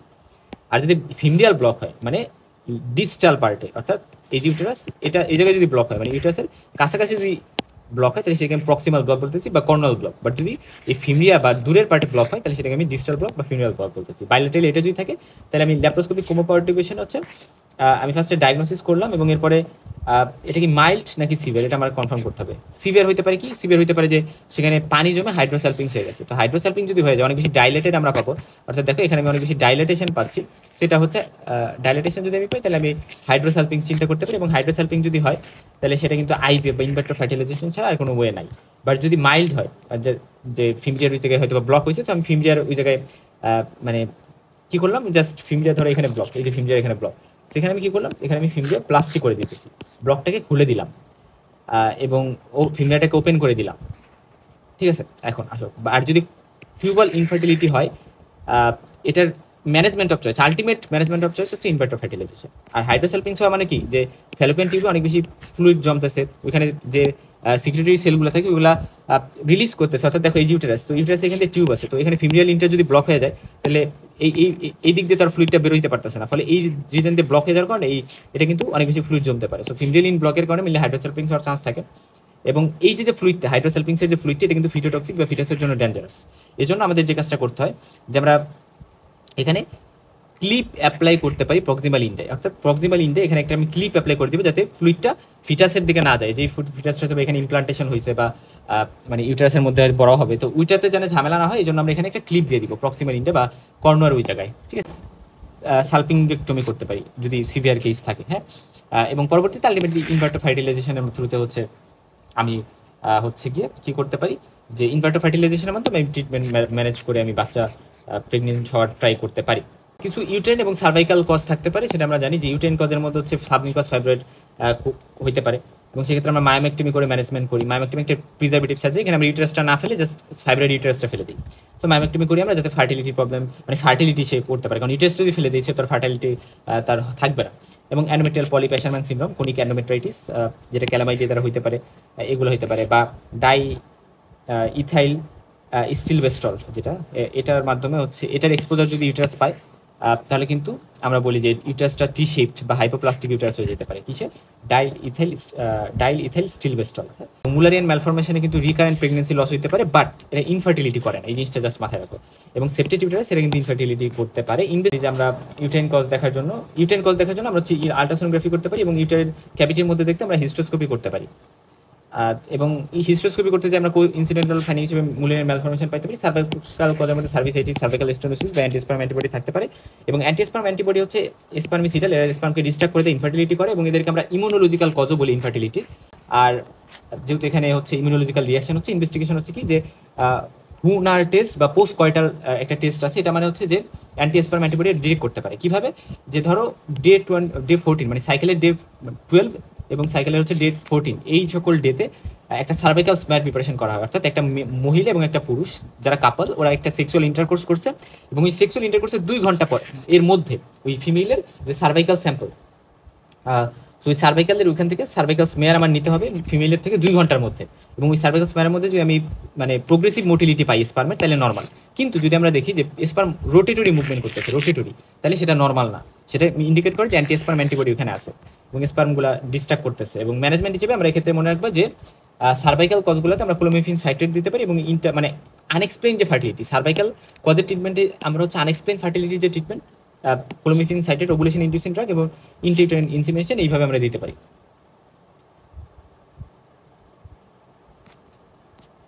এবং ক্লোমিফেন সাইট্রেট ড্রাগটা হচ্ছে ডে 2 থেকে ডে 5 এর মধ্যে যে কোনো দিন শুরু করা যেতে পারে, এবং আমি 5 দিন দিব। আমি ডে 2 তে শুরু করলেও 5 দিন দিব, ডে 5 এ শুরু করলেও 5 দিন দিব। সো এই জিনিসটা ইম্পর্টেন্ট।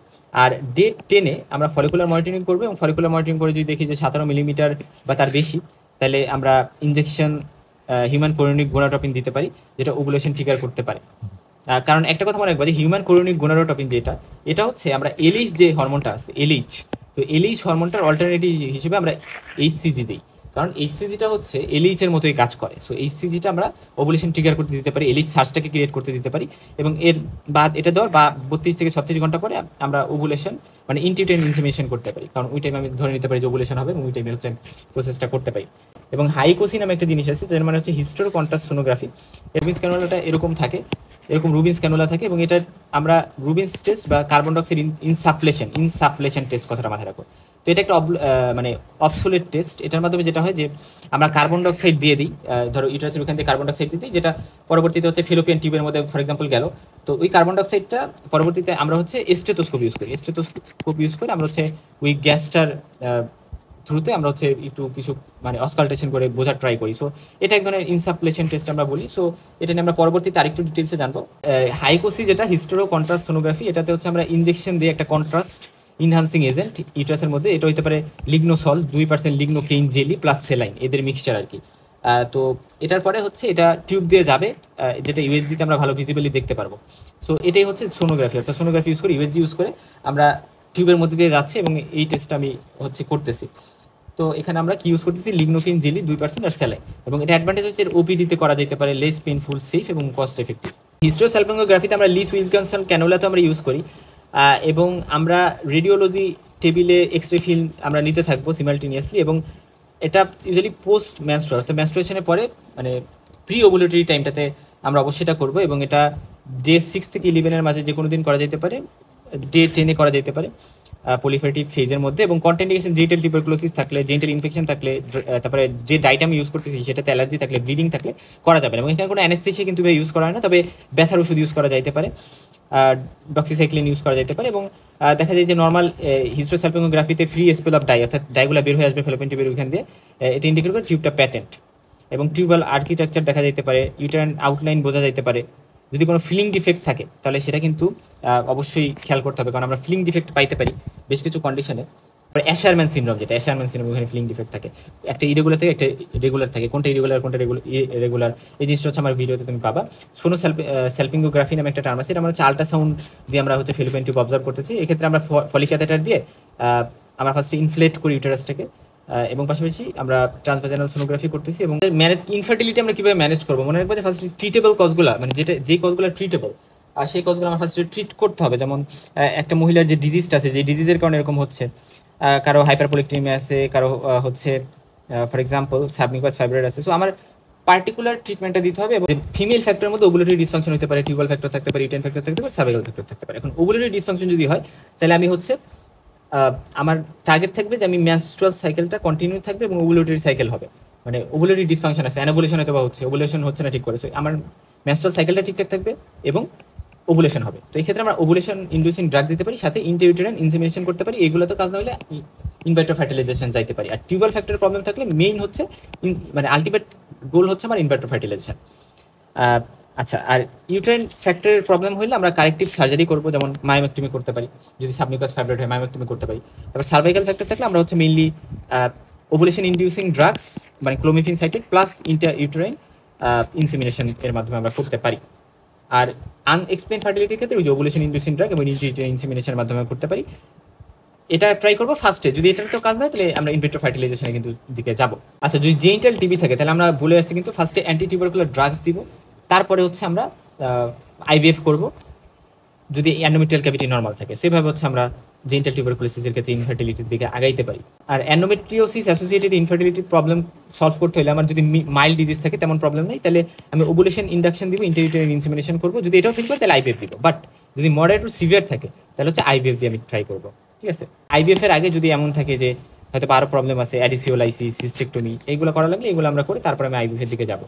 এখন দেখো হু ক্লাসিফিকেশন আমরা বলে আসছিলাম যে আমরা মোটামুটি 3টা ক্লাস এবং 4র্থ ক্লাসে হাইপারপ্রোলেক্টিমিয়াকে ফেলা যায়, সেরকম হাইপোগোনাটোপিক হাইপোগোনাজম, ইউগোনাটোপিক ইউগোনাজম, হাইপারগোনাটোপিক হাইপোগোনাজম, সো এইগুলো কিন্তু আছে।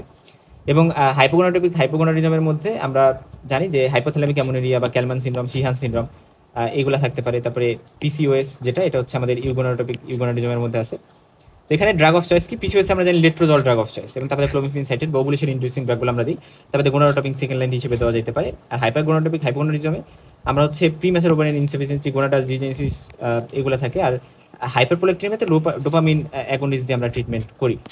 এখন ওভুলেশন ইন্ডাকশনের জন্য আমরা জানি যে ক্লোমিফিন সাইটেড, লেট্রোজল। সো এটা পরীক্ষা অনেক সময় ধরে যে ওভুলেশন ইন্ডাকশন ড্রাগ কী আছে, একটা হচ্ছে ক্লোমিফিন সাইটেড, লেট্রোজল, তো আরও আছে হচ্ছে গোনাডোটপিন। এগুলো ওরালি দিই, ওরালি। বাট ইনজেক্টেবলের মধ্যে আছে হচ্ছে গোনাডোটপিনসগুলো, এগুলো ডাইরেক্টলি ওভারিকে স্টিমুলেট করতে পারে, মানে গোনাডোটপিনসের মধ্যে এফএসএইচ, এলএইচ, সো এগুলো আমরা দিচ্ছি আর কি। তো FSH, highly purified urinary FSH বা রিকম্বিনেন্ট এফএসএইচ, এলএইচ বেরোইছে এখন, বা হিউম্যান ম্যানোপোজাল গোনাডোটপিন যেটা এইচএমজি বলি না আমরা, ম্যানোপোজাল গোনাডোটপিন। সো এটা আমরা হচ্ছে ইউরিন থেকে, পোস্ট ম্যানোপোজাল ওম্যানের সেখান থেকে কালেক্ট করে আমরা হচ্ছে এটা দিতে পারি। গোনাডোটপিন রিলিজিং হরমোন অ্যানালগ যেমন লিউপ্রোলাইট, এটা আমরা কিন্তু দিই, যে এটা গোনাডোটপিন রিলিজিং হরমোন অ্যাগনিস্ট, এটা আমরা কিন্তু এক ধরনের ওভুলেশন ইনডিউসিং ড্রাগ। এবং তারপরে ডোপামিন অ্যাগনিস্টের মধ্যে যে ড্রাগগুলো আছে সেটা শুধুমাত্র হাইপারপ্রোলেক্টিনিমে থাকলেই মেইনলি আমরা ইউজ করি। তো ক্লোমিফিন সাইটেট আর লেট্রোজল, এই ড্রাগগুলো কী করে, এগুলো হচ্ছে এফএসএইচ রিলিজকে বাড়ায় পিটুইটারি থেকে, তো ফলে ফলিকুলার গ্রোথ হবে এফএসএইচের প্রভাবে, এবং ফলিকুলার গ্রোথ হওয়ার ফলে সেখান থেকে পরবর্তীতে ইস্ট্রোজেন রিলিজ হবে। এই জিনিসটা আমরা জানলাম। এখন ক্লোমিফিন সাইটেট যেটা একটা non steroidal selective oestrogen receptor modulator, আমরা হাইপোথ্যালামাস ইস্ট্রোজেন যে রিসেপ্টর থেকে, মানে হাইপোথ্যালামাসকে সেন্স দেয় যে ইস্ট্রোজেন কমে গেছে, এখন ইস্ট্রোজেন কমে গেছে, এটা সেন্স দিলে যে এফএসএইচ এটা রিলিজ বাড়াই দিবে। সো এর এফএসএইচ রিলিজ যখন বাড়াই দিবে তখন সেটা ফলিকুলার গ্রোথ করবে, এবং আলটিমেটলি এটা ভালো কাজ করতেছে। এবং এটার ডোজ হচ্ছে 50 থেকে 100 মিলিগ্রাম ডেইলি দেওয়া যেতে পারে, 5 দিন দেওয়া যেতে পারে, মান্থের শুরুর 5 দিন ফলিকুলার গ্রোথ পাওয়ার জন্য। এবং 100 মিলিগ্রাম, এটা কোনো ট্রাইটিজেনিক ইফেক্ট থাকে না, এবং একটোপিক প্রেগনেন্সিরও কোনো রিস্ক থাকে না। তবে এখানে মাল্টিপল প্রেগনেন্সি রিস্ক থাকে 7 থেকে 10% ক্ষেত্রে, যেহেতু ফলিকুলার গ্রোথ হয়, সে দেখা গেছে ওভারের মধ্যে ফলিকল 2টা বা 3টা গ্রো করে ফেললো, এবং আলটিমেটলি মাল্টিপল প্রেগনেন্সি হইলো। এবং এটার ওভারিয়ান হাইপার স্টিমুলেশন সিন্ড্রোমের রিস্ক কিছুটা থাকতে পারে। সাইড এফেক্ট হিসেবে এখানে ভেসোমোটর সিমটমসের মধ্যে হট ফ্লাশ, হেডেক, এগুলো কিন্তু ক্রিয়েট হইতে পারে, এবং breast tenderness, pelvic discomfort, visual disturbance হইতে পারে। আর লেট্রোজল হচ্ছে অ্যারোমেটিস ইনহিবিটর একটা ড্রাগ আমরা বলি, এটা পেরিফেরালি কাজ করে। অর্থাৎ আমরা জানি অ্যারোমেটিস এনজাইমের সহযোগিতায় অ্যান্ড্রোজেন থেকে ইস্ট্রোজেন হয়, এরা অ্যারোমেটিস ইনহিবিট করবে, ফলে ইস্ট্রোজেন কমবে, এবং ইস্ট্রোজেন যদি কমে তাহলে সেটা এফএসএইচ সিক্রেশনকে বাড়িতে স্টিমুলেট করবে। এবং এটাও 5 দিন দেওয়া হয় মান্থের শুরুর দিকে, এবং এরা 2.5 থেকে 7.5 মিলিগ্রাম ডেইলি দেওয়া যেতে পারে। আর ম্যাক্সিমাম ডোজ হচ্ছে 7.5, এর বেশি দেওয়া যাবে না, এবং এটার হাফ লাইফ 45 ঘন্টার মতো হয়, এটার কোনো ট্রাটিজেনিক ইফেক্ট থাকে না। তবে এটা মোস্ট কমন সাইড এফেক্ট হচ্ছে হেডেক থাকতে পারে, মাসেল ক্রাম্প হইতে পারে লেট্রোজলে, ঠিক আছে। এবং হট ফ্লাশ তেমন একটা এখানে হয় না, ক্লোমিফিন সাইটেটে হট ফ্লাশ থাকতে পারে। এবং এখানে মোনোফলিকুলার গ্রোথ, অর্থাৎ এখানে মাল্টিপল ফলিকুল গ্রো করবে এমন না, দেখা গেছে যে ওভারের মধ্যে একটা ফলিকুলার ডমিনেন্ট হচ্ছে। এবং তবে এটারও যে মাল্টিপল প্রেগনেন্সির চান্স এমন না, হইতে পারে মাল্টিপল প্রেগনেন্সি, বাট ক্লোমিফিন সাইটেটের থেকে চান্স কম থাকে। তো আমি যদি বেটার প্রেগনেন্সি রেট চাই, বেটার লাইফ বার্থ চাই, এবং মাল্টিপল প্রেগনেন্সি রেট যদি কম্পারেবলি কম চাই, তাহলে লেট্রোজল বেস্ট। ফার্টিলিটির জন্য বা কনসেপশনের জন্য বাচ্চা যদি হইতে হয়, এবং এই বাচ্চা হইতে না দিতে বেশ কিছু ফ্যাক্টর কিন্তু দায়ী থাকে, যেমন male factor, cervical factor, ovarian factor, tubal factor, এবং পাশাপাশি একটা স্পার্মাটোজোয়া যেটা বা স্পার্ম যেটা, সেটা মোটাইল হইতে হবে, সেটার প্রোগ্রেসিভ মোটিলিটি থাকতে হবে, সেটা অ্যাসেন্ড করতে হবে, অ্যাসেন্ড করে ইউটেন ক্যাভিটি ফেলোপিয়ান টিউবে যাইতে হবে, এই ক্যাপাসিটি তো থাকতে হবে, না থাকলে তো হবে না। এবং আরও অনেকগুলো ফ্যাক্টরস থাকে। আমরা জানি যে ইমব্রায়ো এটা ফার্টিলাইজেশনের পরে 3 থেকে 4 দিন এর মধ্যে কিন্তু এদের ইউটেন ক্যাভিটিতে রিচ করতে হবে, সেখানে ইমপ্লান্টেশন হইতে হবে, এই সব কিছুই কিন্তু সেখানে হইতে হবে। এখন এখানে আমরা ইনফার্টিলিটি বা সাবফার্টিলিটি এগুলো নিয়ে বেশ কিছু ইনফো একটু জানি। নর্মালি 80% কাপল আছে যারা দেখা যায় যে সেক্সুয়াল ইন্টারকোর্স করে, রেগুলার সেক্সুয়াল ইন্টারকোর্স করে এবং সপ্তাহে 4 থেকে 5 বার দেখা গেছে সেক্সুয়াল ইন্টারকোর্স করে এবং তাদের বাচ্চা হয়ে যায় 1 বছরের মধ্যেই চেষ্টা করার পরে, আনপ্রোটেক্টেড সেক্সের পরে। বাট আরও 10% আছে, এই 10% দেখা যায় যে এরা ফার্স্ট বছরে হয় না, কিন্তু দেখা যায় যে 1 বছর মানে 1 বছরের পরে পরবর্তী বছরে যায় বা সেকেন্ড ইয়ারে যায় তাদের হচ্ছে বাচ্চা হচ্ছে। মেইল হচ্ছে 30 থেকে 40% ক্ষেত্রে রেসপন্সিবল থাকে, মানে মেইলের ফ্যাক্টরগুলো, মেইলের প্রবলেম আছে, আর ফিমেলের ক্ষেত্রে 40 থেকে 55% প্রবলেম থাকে। এবং দেখা যায় যে কিছু পার্সেন্টেজ, মানে দেখা যায় যে 10টা পেশেন্টের মধ্যে 4টা পেশেন্ট এদের তৃতীয় বছরে যায় হয়তো বা কোনো ট্রিটমেন্ট ছাড়াই, কোনো স্পেসিফিক ট্রিটমেন্ট ছাড়াই আবার হচ্ছে। সো একটু ওয়েট করে আস্তে আস্তে দেখা যে বাচ্চা হওয়ার চান্স আছে কিনা। আবার এখানে একটা ইন্টারেস্টিং বিষয় আছে যে দেখা যায় একটা, মানে ধরো পার্টনারের মধ্যে মেল আছে ফিমেল আছে, এখন এই মেল আর ফিমেলের মধ্যে একজন হচ্ছে ফার্টিলিটি কম আর আরেকজনের ফার্টিলিটি অনেক বেশি। সো এই যে অনেকজন আরেকজনের ফার্টিলিটি অনেক বেশি, সো এই বেশি হওয়ার কারণে এই একজনের যে ফার্টিলিটি কম এটাকে কম্পেনসেট করে দেখা গেছে যে দুইটা বাচ্চা অ্যাটলাস্ট হচ্ছে। সো আলটিমেটলি এখানে অনেকগুলো বিষয় আসলে কম্বাইন থাকে। আর ফেকান্ডিবিলিটি আর ফেকান্ডিটি মানে কি জিনিস সেটা আমরা বলে আসছি, যে ফেকান্ডিটি যেটা, এটা হচ্ছে probability of achieving A life birth within a single cycle, এবং এটা বলতে মেইনলি বায়োলজিক্যাল ক্যাপাসিটি, যে রিপ্রোডাকশন করতে পারবে কি পারবে না এই জিনিসটাকে বোঝানো হচ্ছে। লাইফ বার্থ কথাটা এখানে ইম্পর্টেন্ট ফেকান্ডিটির মধ্যে, probability of achieving life birth. এখন দেখো প্রাইমারি বলতে আমি বলে আসছিলাম যে যাদের কখনো আগে বাচ্চা হয় নাই তারা ইনফার্টিলিটিতে ভুগতেছে বা সাবফার্টিলিটিতে ভুগতেছে, আর সেকেন্ডারি মানে আগে বাচ্চা হয়েছে এখন সেকেন্ড টাইম বাচ্চা নিতে যে সাবফার্টিলিটিতে ভুগতেছে। কিছু কন্ডিশন আছে যেখানে ফিজিওলজিক্যালি তার বাচ্চা তো হবে না, মানে ওইটা ইনফার্টিলিটি, আমি যদিও বললে স্ট্যান্ড শোনাই, এটাকে আমরা ফিজিওলজিক্যাল ইনফার্টিলিটি বলতে পারি। মানে আচ্ছা, এক্ষেত্রে হচ্ছে আমরা মেল ফিমেল আলাদা করে যদি বলি, তাহলে মেলের ক্ষেত্রে চাইল্ডহুডের টাইমে বা ওল্ড এইজে তেমন একটা বাচ্চা হয় না বললেই চলে, আর ফিমেলের ক্ষেত্রে পিউবার্টির আগে, তারপরে পিউবার্টির পরে এবং ম্যাচুরেশনের আগে। ঠিক আছে, কারণ হচ্ছে যে যে জিনিসটা ইম্পর্টেন্ট যে ফার্টিলিটি কিন্তু লো থাকে 16-17 বছর বয়স হওয়ার আগে, অর্থাৎ পিউবার্টিতে পৌঁছাইছে বাট স্টিল যে তার বাচ্চা হবে ব্যাপারটা এরকম না, একটা ম্যাচুরেশনের বিষয় আছে। এবং প্রেগনেন্সির টাইমে আবার নতুন করে তো বাচ্চা হবে না, একবার তো প্রেগনেন্ট সে হয়েছেই।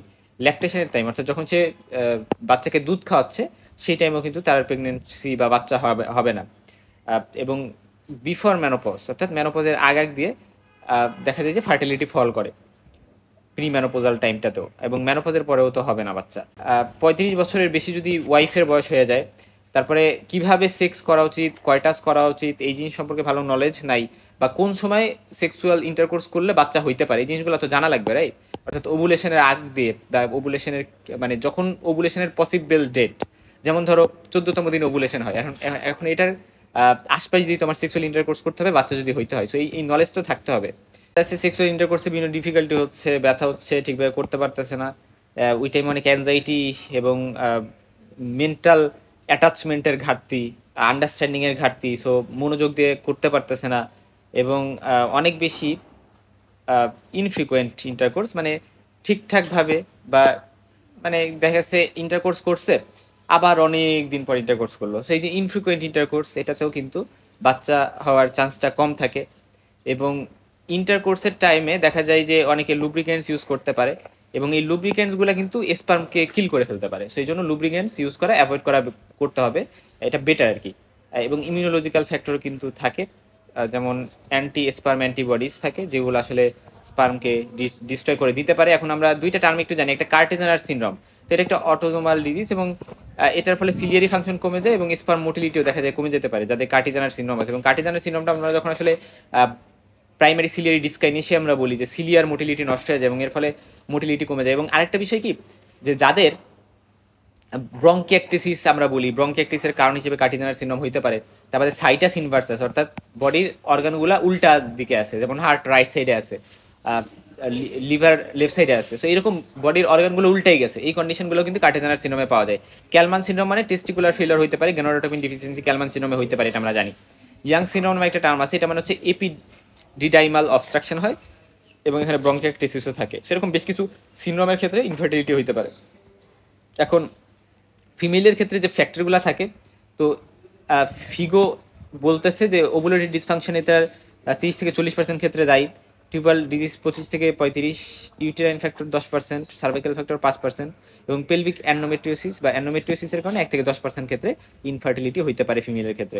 আচ্ছা, আমরা ফিমেল ইনফার্টিলিটি কীভাবে ডায়াগনোসিস করবো? ফার্স্টে পেশেন্টের এইজ, কতদিন ধরে বিয়ে হয়েছে, ম্যারেজ বা আগে কোনো বাচ্চা হয়েছে কিনা, কত ইনফার্টিলিটি থাকলেও সেটা কতদিন ধরে, কী ধরনের ইনফার্টিলিটি, প্রাইমারি নাকি সেকেন্ডারি, মেনস্ট্রুয়াল হিস্ট্রিটা নিতে হবে, রেগুলার নাকি ইরেগুলার, এবং মিড সাইকেল কোনো ব্লিডিং পেইন হয় কিনা, ইন্টারমেস্ট্রাল ব্লিডিং হয় কিনা, অবস্টেট্রিক হিস্ট্রি নিতে হবে যে প্রেগনেন্সি কতবার প্রেগনেন্ট হয়েছে সেই পর্যন্ত, এবং প্রেগনেন্সির ইন্টারভাল কতটুকু, প্রেগনেন্সি রিলেটেড কোনো কমপ্লিকেশন আছে কিনা, পিউপেরাল সেপসিস হয়েছিল কিনা, এবং কিউরেটেজের কোনো হিস্ট্রি আছে কিনা যেটা ইউটেরাইন সাইনিকে তৈরি করতে পারে, অ্যাশারম্যান সিনড্রোম করতে পারে ভিগোরাস কিউরেটেজের ফলে, এবং ওসিপি বা আদার কন্ট্রাসেপটিভ সে নেয় কিনা, ইনটেটেন কন্ট্রাসেপটিভ নেয় কিনা, কারণ এটা পেলভিক ইনফ্লামেটরি ডিজিজ করতে পারে যেটা ইনটার্ন কিন্তু আমাদের ইনফার্টিলিটি করতে পারে, এবং সেক্সুয়াল ইন্টারকোর্স কতবার করা হয়, কারণ একটা উইকে 3 থেকে 4 বার কিন্তু যদি সেক্সুয়াল ইন্টারকোর্স করা হয় সেটা গুড ফার্টিলিটি প্রোভাইড করতে পারে, বাট যদি ইনফ্রিকুয়েন্ট সেক্সুয়াল ইন্টারকোর্স করা হয় তাহলে সেটা কিন্তু not very good for fertility. এবং লুব্রিকেশন যদি ইউজ করা হয়, লুব্রিকেন্ট সেক্সুয়াল ইন্টারকোর্সের টাইমে, তাহলে সেটা স্পার্মিসিডাল হিসেবে কাজ করতে পারে, স্পার্মকে কিল করতে পারে।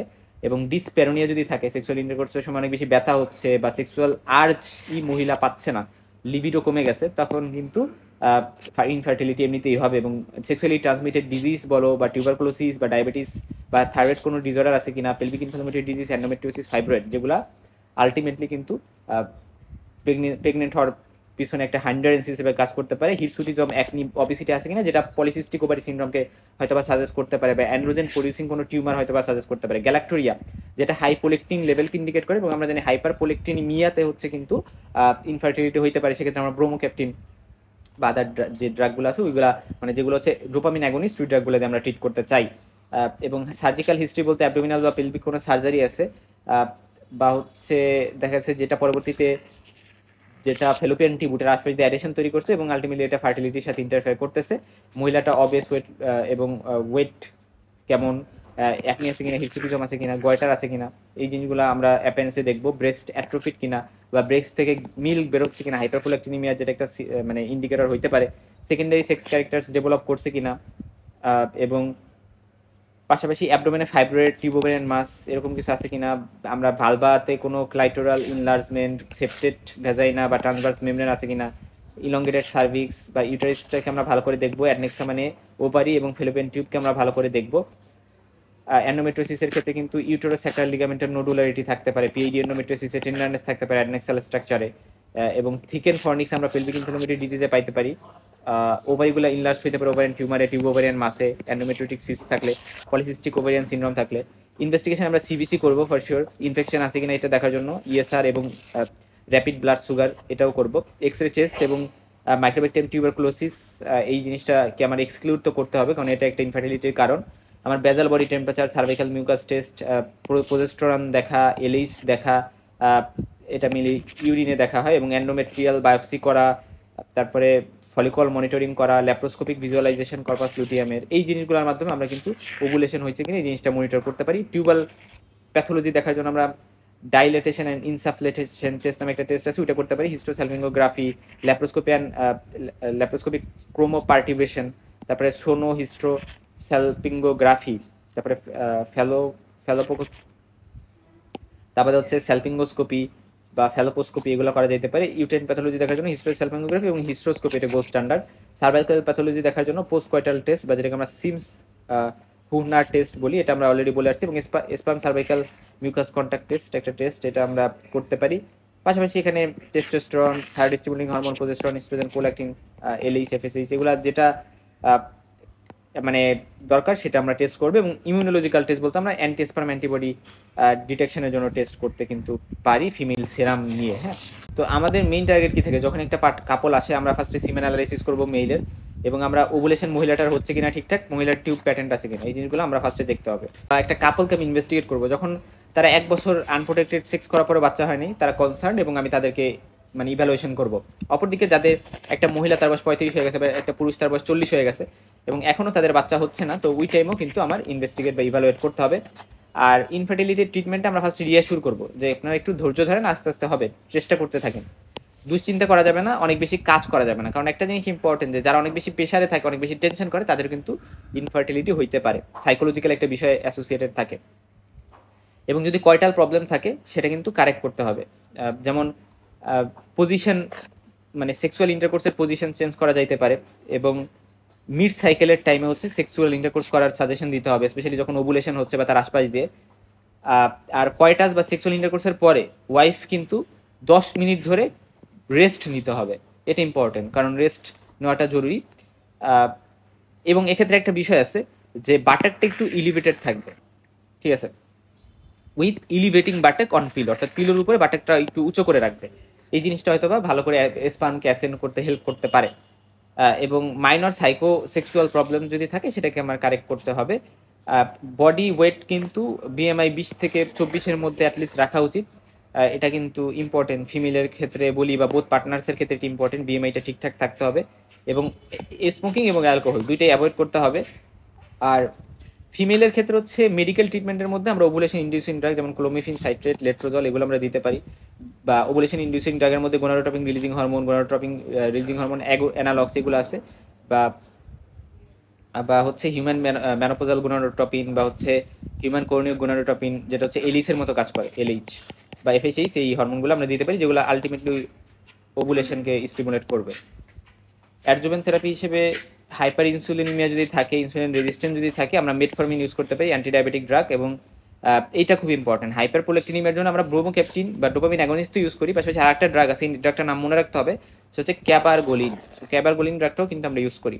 আর ডেক্সামিথাসোন অ্যান্ড্রোজেন এক্সেসের জন্য, থাইরক্সিন আমরা ইউজ করতে পারি হাইপোথাইরিজম থাকলে, এবং anti diabetic drugs, diabetes mellitus আমরা তো অ্যাজ ইউজুয়াল ইউজ করবো।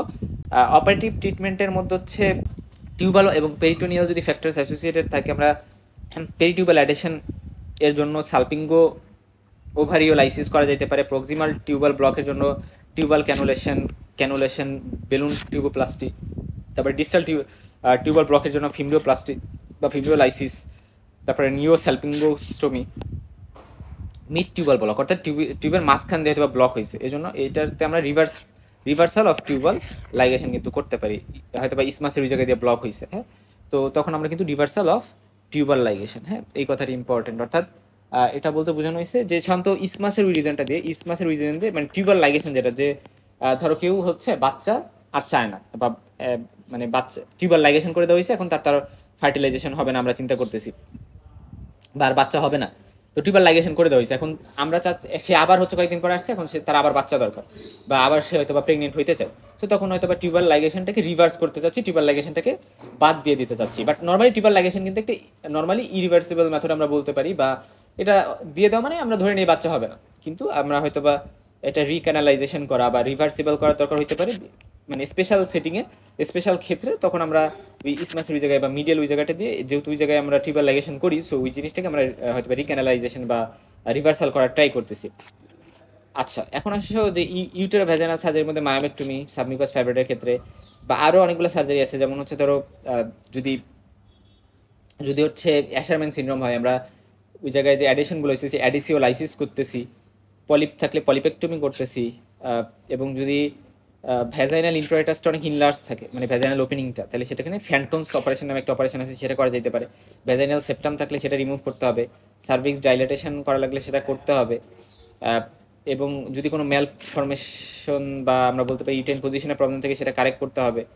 সেরকম বিভিন্ন প্রবলেম কিন্তু থাকলে সেটা সলভ করতে হবে। এবং যদি পিসিওএস এর জন্য আমরা জানি যে ওভারিয়ান ড্রিলিং একটা সার্জারি, যদিও এটা কমনলি করা হয় না, এটা করা যেতে পারে। ওয়েজ রিসেকশন করা, যদি এটা কমনলি করা হয় না। আর সার্জারি এর মধ্যে যেমন পিটিটারি যদি কোনো টিউমার থাকে, প্রোল্যাক্টিনোমা থাকে, সেটা সার্জারি করা যেতে পারে। এরকম বেশ কিছু টিউমার কিন্তু আছে। অবেসিটি বেশি থাকলে ব্যারিয়াট্রিক সার্জারি। আচ্ছা, অ্যানোমেট্রোসিসের জন্য আমরা জানি যে ড্রাগ দিয়ে ট্রিট করতে হবে, এবং সার্জারিও অপশন হতে পারে, সেক্ষেত্রে আইবি, এবং আমরা আইবিএফ এর মাধ্যমে ফার্টিলিটির জন্য ট্রাই করতে পারি। সার্ভাইকাল ফ্যাক্টর যদি অ্যাসোসিয়েটেড থাকে, এক্ষেত্রে আমরা ওভুলেশন ইন্ডিউসিং ড্রাগ, সাথে আমরা কি দিই, সাথে আমরা ইনটিউটেরাইন ইনসিমেশন ট্রাই করি, এবং পাশাপাশি মানে আনএক্সপ্লেইন ফার্টিলিটি ট্রিটমেন্ট যেভাবে আর কি দিই। তারপরে ডক্সিসাইক্লিন 100 মিলিগ্রাম দিনে 2 বার 14 দিন ধরে দেওয়া যেতে পারে বোথ পার্টনারকে। যাতে হচ্ছে মানে সার্ভিসাইটিসের প্রবলেমটা একটু দূর হয়, মাইক্রোপ্লাজমা হোমিনিস বা ক্যালামাইডের ট্রাকোমাটিস এগুলা এর জন্য। হ্যাঁ, ইমিউনোলজিক্যাল ফ্যাক্টরের জন্য আমরা ডেক্সামিথাসন দিতে পারি বেড টাইমে, ঘুমানোর টাইমে, ফলিকুলার ফেজে এটা দেওয়া যেতে পারে। আচ্ছা, ল্যাপ্রোস্কোপি করা কিন্তু যাইতে পারে, এটা গোল্ড স্ট্যান্ডার্ড টিউবাল ফ্যাক্টরগুলো ফার্টিলিটির স্পেশালি আইডেন্টিফাই করার জন্য, এবং এটা একটা ডায়াগনস্টিক এবং অপারেটিং দুইটা রোলই আছে। যদি reconstructive tubal surgery, adhesiolysis, ovary drilling বা ফালগারেশন অফ এন্ডোমেট্রিওটিক ইমপ্লান্টস বা গিফট মানে কি? গিফট মানে হচ্ছে একটা টার্ম যে গ্যামেট ইনটা ফেলোপিয়ান ট্রান্সফার বা জাইগোট ইনটা ফেলোপিয়ান ট্রান্সফার, এগুলো সবই আসলে ইনভাইট্রো ফার্টিলাইজেশনের কিছু রূপ আর কি। এগুলার ক্ষেত্রে আমরা কিন্তু অপারেটিভ ক্ষেত্রে আমরা ল্যাপ্রোস্কোপি ইউজ করতে পারি। তার বাদে বয়স যদি 35-এর বেশি হয়ে যায়, হিস্টোস্যালপিংগ্রাফিতে আমরা প্রবলেমেটিক পাইছি হয়তো বা কর্নাল ব্লক বা এরকম মনে করতেছি, বা মানে কনসিভ রিজনেবল পিরিয়ড পরে করতে পারতেছে না নর্মাল হিস্টোস্যালপিংগ্রাফির পরেও, তখন আমরা এটা থেকে করতে পারি। বা পেলভিক প্যাথোলজি যেমন পিএইচডি এন্ডোমেট্রিওসিস আছে একটা মহিলার, তখন করতে পারি। আনএক্সপ্লেইন ইনফার্টিলিটির ক্ষেত্রে আমরা ল্যাপ্রোস্কোপি করতে পারি। তো ল্যাপ্রোস্কোপি করলে আমরা টিউবগুলা, ওভারি, তারপরে ইউটেরাস, কোনো অ্যানোমালিস আছে কিনা, ফাইব্রয়েড আছে কিনা, পেরিটোনাল ফ্যাক্টরসগুলো আমরা এখানে দেখতে পাই, যে কোনো অ্যাডিশন আছে কিনা, pelvic inflammatory disease, endometriosis, tuberculosis দেখতে পারি, এবং অ্যাট দ্য সেম সেটিং আমরা কিন্তু থেরাপিও কিন্তু দিতে পারি। এবং হিস্টোস্যালপিংগ্রাফি থেকে ল্যাপ্রোস্কোপি একটু ইনভেসিভ, এটা কিন্তু ইটার্ন ক্যাভিটির মধ্যে বা টিউবাল লুমেনের মধ্যে কিন্তু অ্যাবনর্মালিটি ইউজুয়ালি ডিটেক্ট করতে পারে না। তো আমার প্রিভেন্টিভ কী কী মেজার নিতে যেতে পারে যাতে কোনো ইনফেকশন না হয়, সেই জিনিসটা আমার খেয়াল রাখতে হবে। এবং অ্যাবর্শন বা লেবারের টাইমে যাতে মানে ইনজুরি বা ইনফেকশন সেগুলা আসলে না হয়, এই জিনিসটা আমার কিন্তু খেয়াল রাখতে হবে। তো টিউবাল প্যাটেন্সি টেস্ট নামে কিছু টেস্ট আছে। একটা হচ্ছে যেমন ধরো ডাইলেটেশন অ্যান্ড ইনসাফ্লেশন টেস্ট, হিস্টোস্যালপিংগ্রাফি, এটা নিয়ে আমরা কথা বলেছি, স্যালাইন ইনফিউশন সোনোগ্রাফি, এটা নিয়ে আমরা কথা বলে আসছি। পাশাপাশি আরও বেশ কিছু টেস্ট এখানে বলা হয়েছে, যে হিস্টোস্যালপিঙ্গো কন্ট্রাস্ট সোনোগ্রাফি, সোনো হিস্টোস্যালপিংগ্রাফি, ল্যাপ্রোস্কোপি অ্যান্ড ক্রোমোপার্টিবিউশন, তারপরে ফ্যালোপোস্কোপি, স্যালপিঙ্গোস্কোপি। আচ্ছা, এটা সাধারণত 7 থেকে 10 দিন অফ সাইকেলে করা বেটার, অর্থাৎ ওভুলেশনের আগে অবশ্যই করতে হবে। এবং কারণ একবার যদি ওভুলেশন হয়ে যাওয়ার পরে ওই সাইকেলেই মহিলাটা প্রেগনেন্ট হয়, তাহলে কিন্তু ফার্টিলাইজড ওভামটা ডিস্টার্ব হবে, ডাই দ্বারা হোক বা মানে আমরা যে নিডেল ইউজ করি ওইগুলো দ্বারা হোক। আচ্ছা, রুবিনস টেস্টটা নিয়ে একটু কথা বলি। আমরা রুবিনস টিউব আগে দেখে আসছি। আমরা কার্বন অক্সাইড গ্যাস ঢুকাই দিই পেরিটোনিয়াল ক্যাভিটির মধ্যে দিয়ে, এবং ট্রান্সসার্ভাইকালি এটা দেওয়া হয়, এবং এটা টিউবাল প্যাটেন্সি আমাদের বুঝতে হেল্প করে। কীভাবে? তো ম্যাস্ট্রুয়েশন শেষ হয়েছে, পোস্ট ম্যাস্ট্রাল এমন ফেজে, ম্যাস্ট্রুয়েশন শেষ হয় অ্যাটলিস্ট 2 দিন পরে আমরা কী করবো, এই প্রসিডিওরটা করবো। এবং পেলভিক ইনফেকশন থাকা অবস্থায় এটা করা যাবে না। আমরা অসকালটেশন যখন করবো, আমরা হচ্ছে আইলিয়াক ফোসা, মানে দুই পাশে আইলিয়াক ফোসাতে একটা হিসিং সাউন্ড হয়তো বা শুনবো, এবং পেশেন্ট দ্বারা শোল্ডার পেইন হয়তো বা এক্সপিরিয়েন্সড হইতে পারে, ডায়াফ্রামকে হয়তো বা ইয়ারটা ইরিটেশন করবে কার্বন ডাইঅক্সাইড,